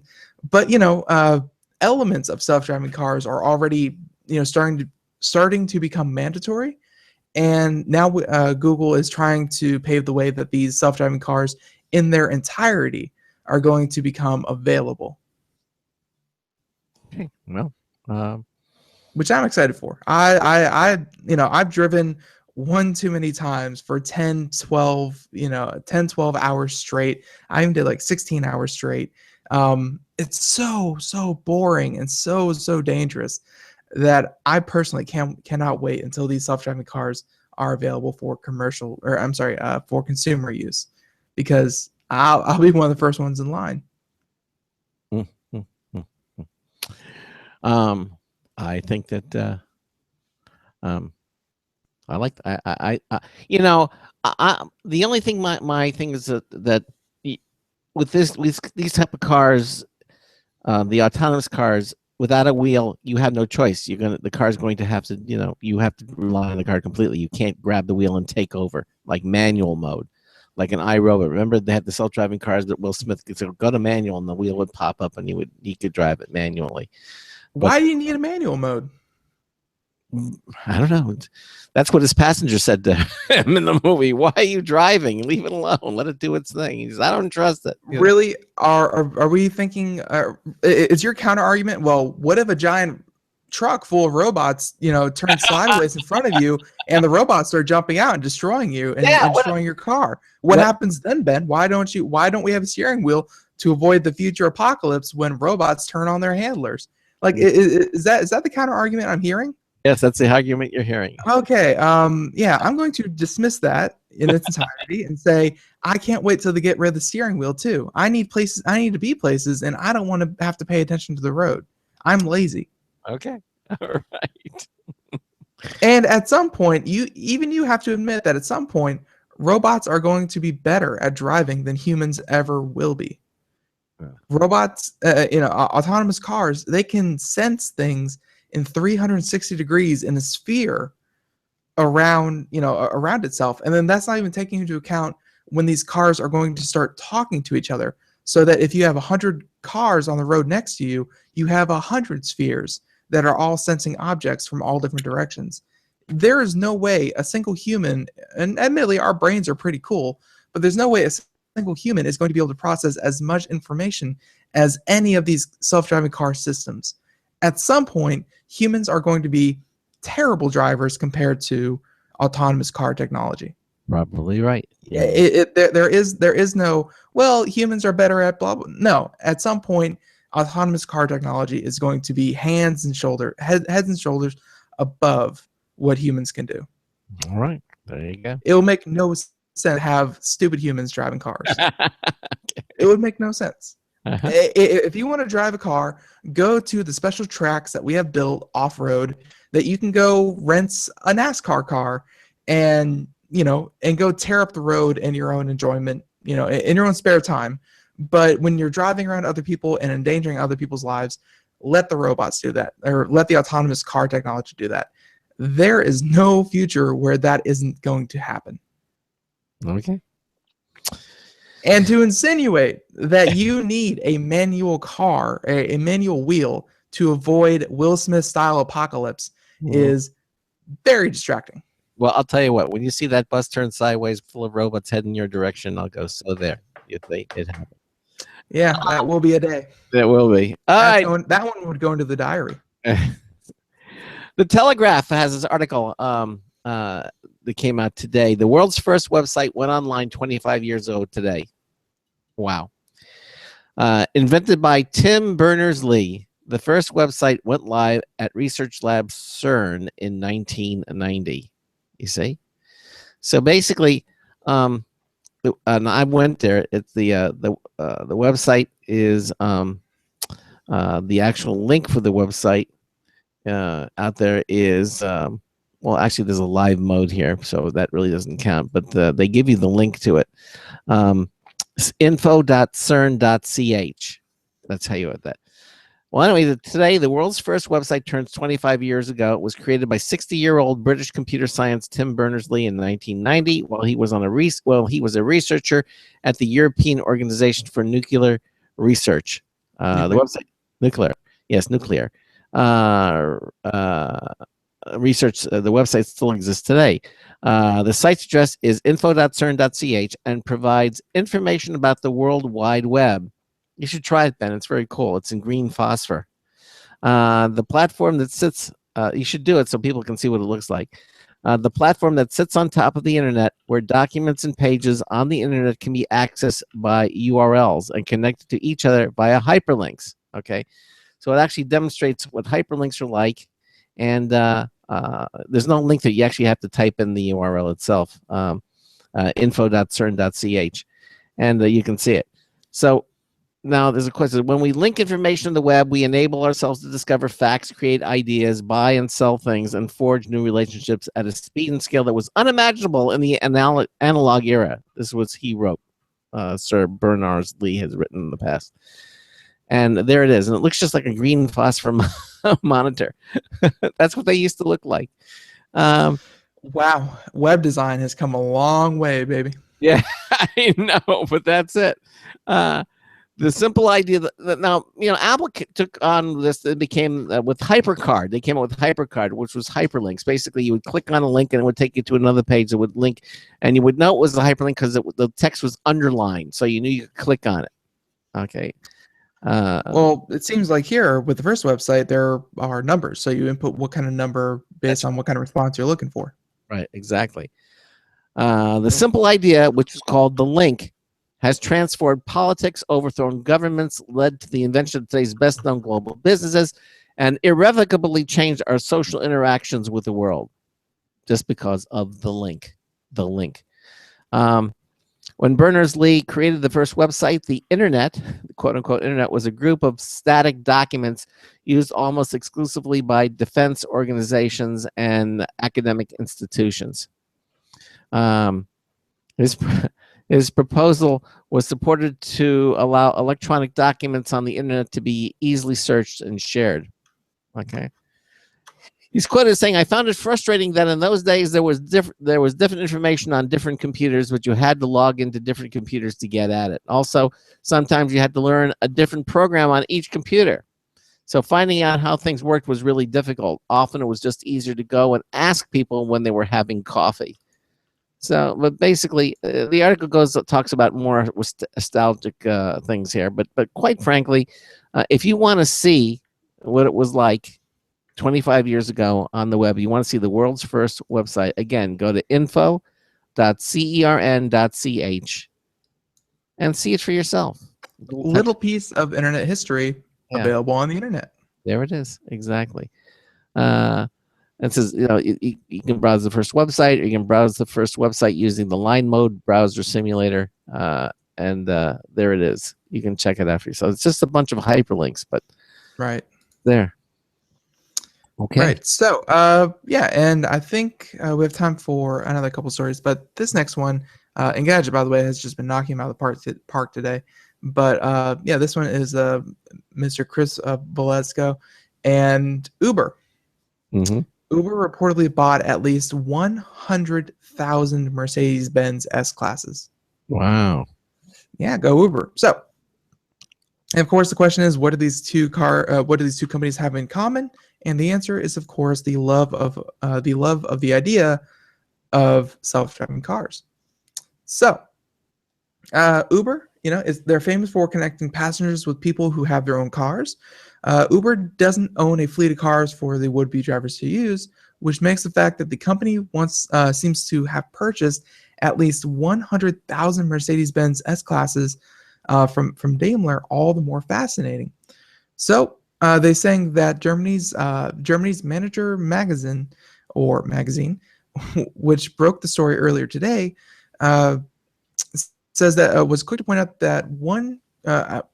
out one crucial similarity between the two companies, and of course they both want to heavily invest in autonomous cars. Okay. So Mercedes, and of course Uber, more or less raided Carnegie Mellon's University last year in search of its brightest software engineers. And so when all was said and done, Uber wound up with roughly 40 researchers that were once part of an oft-trumpeted partnership with the company and the school. Mercedes, on the other hand, has been working for a few years now to build an autonomous driving technology into street-ready vehicles. And the premium S-Class has been able to park, maintain safe distance from other cars in tight stop-and-go traffic without the aid of a driver. It's possible we could see Uber technical talent build more intelligent systems on top of Mercedes foundations. But that requires a level of access that a prestigious car maker would easily shy away from. So that's what makes the number of cars Uber bought so important. Selling 100,000 S-classes in one go is pretty crazy. And of course, that's about the number of S-classes Mercedes managed to sell in one single year. So, one order is their entire year's sales of one car. And of course, prepare for just a little math. If we assume Uber got a sweet volume deal of about $80,000 per car, since, it's about $95,000 per car, if you just buy one, that would work out to about $8 billion in a price tag. Of course, that's about 7.1 billion euro. Or put another way, a full 8% of all the money Daimler made off of Mercedes-Benz in 2015. So the point is, Uber might not just be buying the cars, it's probably trying to build some influence and openness. It's trying to court Uber is trying to court Mercedes-Benz into letting it, kind of adapt Mercedes-Benz existing technology to better suit a self-driving Uber fleet, I think is what they're trying to get at. And Uber, if you've ever used their service, it's insanely good. Like I have really not had a bad experience with Uber yet. Uber and of course the other one, Lyft. There we go. Yeah, Lyft. They're both very, very good. And like the author said, it's very interesting that they kind of made their money by letting people use their own cars to, use their own cars to drive people around. And now for them to turn around and buy 100,000 vehicles, I don't know what they're going to do. Like, I don't know if they're going to hand them out to, their best reviewed drivers, or if they're going to hire new drivers to use their own cars. I'm sorry, to use Uber's own cars. I don't know what they're going to do with them, but it seems like Uber is definitely throwing their money in with Mercedes to, be the next ride-sharing service with better autonomous car capabilities. Wow. Yeah, that's because it would really be cool if one year Uber can say, we have the highest volume of ride sharing participants, and we had 0 car accidents in that year. Safety and convenience and price. If they can claim all of those in one fell sweep, then they're pretty much cementing themselves as the head of the ride sharing market. So I can see all the benefits of this. It's just hard to see where 100,000 Mercedes-Benz S-classes is going to bridge that gap. Yeah, could be. So we have time to do maybe one more story here. No comment on that? No, I think you really summed it all up there, and I think they're just buying goodwill from Mercedes, and you kind of said that all. I think that's all to be said for that at this point. I did want to do this story here from Engadget. You're right; they're really on a roll today. So Sony is reported developing a PlayStation 4.5 box for 4K gaming. The new hardware could be a big help for PlayStation VR as well. Now, Microsoft isn't the only company considering a minor console refresh, because they do it once every 7 years or 8 years for new console to come out, with some minor adjustments. This looks more than just a minor adjustment. Sony is reportedly working on a slightly faster PlayStation 4 to deliver 4K gaming. Several developer sources have caught wind of the project, which they're unofficially calling the PlayStation 4.5. Naturally, it's said to pack in more graphical horsepower, which it'll need to spit out games in 4K. And of course, that'll make it even more useful for PlayStation VR, which is currently limited by the PlayStation 4's aging hardware. It's already aging, and it's facing off stiff competition from the PC-powered Oculus Rift and HTC Vive. How long has the PlayStation 4 been out, Ben? 3 years, I want to say. Maybe 2. Okay, and that's aging? All right. Absolutely. Yeah, the Xbox 360 held up pretty well, but the specs of the PS3 and the specs of the Xbox One, or I'm sorry, PS4 and the Xbox One, they were pretty much outdated by PCs like the year they came out. Like if you spent, let's say, about $800, about $900 on a PC as opposed to a PlayStation or an Xbox, you already had better hardware than the current generation of consoles. Mm-hmm. So, and 3, 4, 5 years down the road, oh my God, it's already, it's already an antique. Wow. Especially now, but Windows 10, you have the compatibility that you can play them on Windows 10 now too. You can link them together. Have you ever done that, by the way? Not really. No. Okay. Well, you can, evidently. Anyway, at this point, we don't really know anything about Sony's plans. It could end up being some sort of add-on device for existing PlayStation 4s, or it might be an entirely new console that will leave existing PlayStation 4 owners behind. That would really be aggravating if you were a PlayStation 4 owner. Given the amount of gamer goodwill Sony has built up with the console, he says, I could see it offering some sort of upgrade path to ease the transition. Sony wouldn't comment on the rumors to Kotaku, that was the news source, but that's not a big surprise. So why would both Sony and Microsoft be so eager to break away from the traditional console release cycle? Well, for one, both the Xbox One and PlayStation 4 are easily outmatched by today's gaming PCs, which Ben said, and that gulf widens every year. With Valve's push toward the living room, it's also easier than ever to play PC games with the comfort of your couch. The author goes to say that I often end up going for the PC version of a big budget game these days. It simply looks that much better.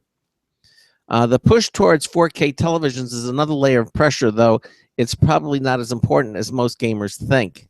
The PS4 can already display videos and photos in 4K. It just can't handle that for games, though it'd be nice to see a 4K Blu-ray player in the new console. You have to drive 4 times as many pixels to produce a 4K image compared to 1080p, so there's a definite need for more horsepower. But the benefits of 4K gaming are still fairly slight, unless you're playing on a huge television set or a projector setup. Developers might also be able to use the PS 4.5's added power to bring even more sophisticated visual effects to their titles, which could end up offering more of a visual upgrade than the 4K bump alone. Because the software is obviously going to have to be rewritten to support this, correct? Yes, it does. It would have to. You agree with that, right? The software would have to be rewritten as well for 4K. Well, I mean, yeah, it's designed for what it's designed for. Of course, there's always upscaling, and it would take a minimal amount of work to actually upscale a lot of these games. But yeah, I mean, from a base games that are written from the base up that to work in 4K are obviously going to look better in 4K. All right, well, that about wraps up the show. Coming up Monday, we're going to have Exotic PC, spelled with an X, OTIC PC. They're a boutique system builder. They're in the business of crafting powerful and highly customizable Windows PCs since 1999. And we're going to be talking to them on the first hour. In the second hour, more computer and technology news brought to you by Slimware Utilities, the official optimization software of Computer America. Hey, everybody, have a great weekend. We got Daredevil 2 on Netflix to watch. If you're into that, you should. And, of course, next week it's going to be Batman versus Superman coming out. Finally, the long wait will be over.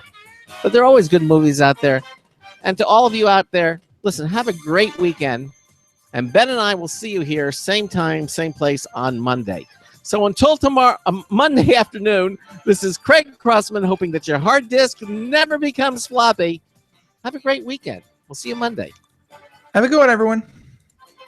Bye-bye. Woohoo!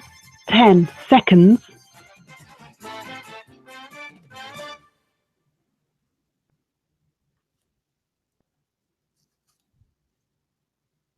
Thank you for using Blog Talk Radio. Goodbye. Okay, everybody, again, thanks for watching. Have a great weekend. Ben and I will see you on Monday. Take care. Bye-bye, everybody. Bye.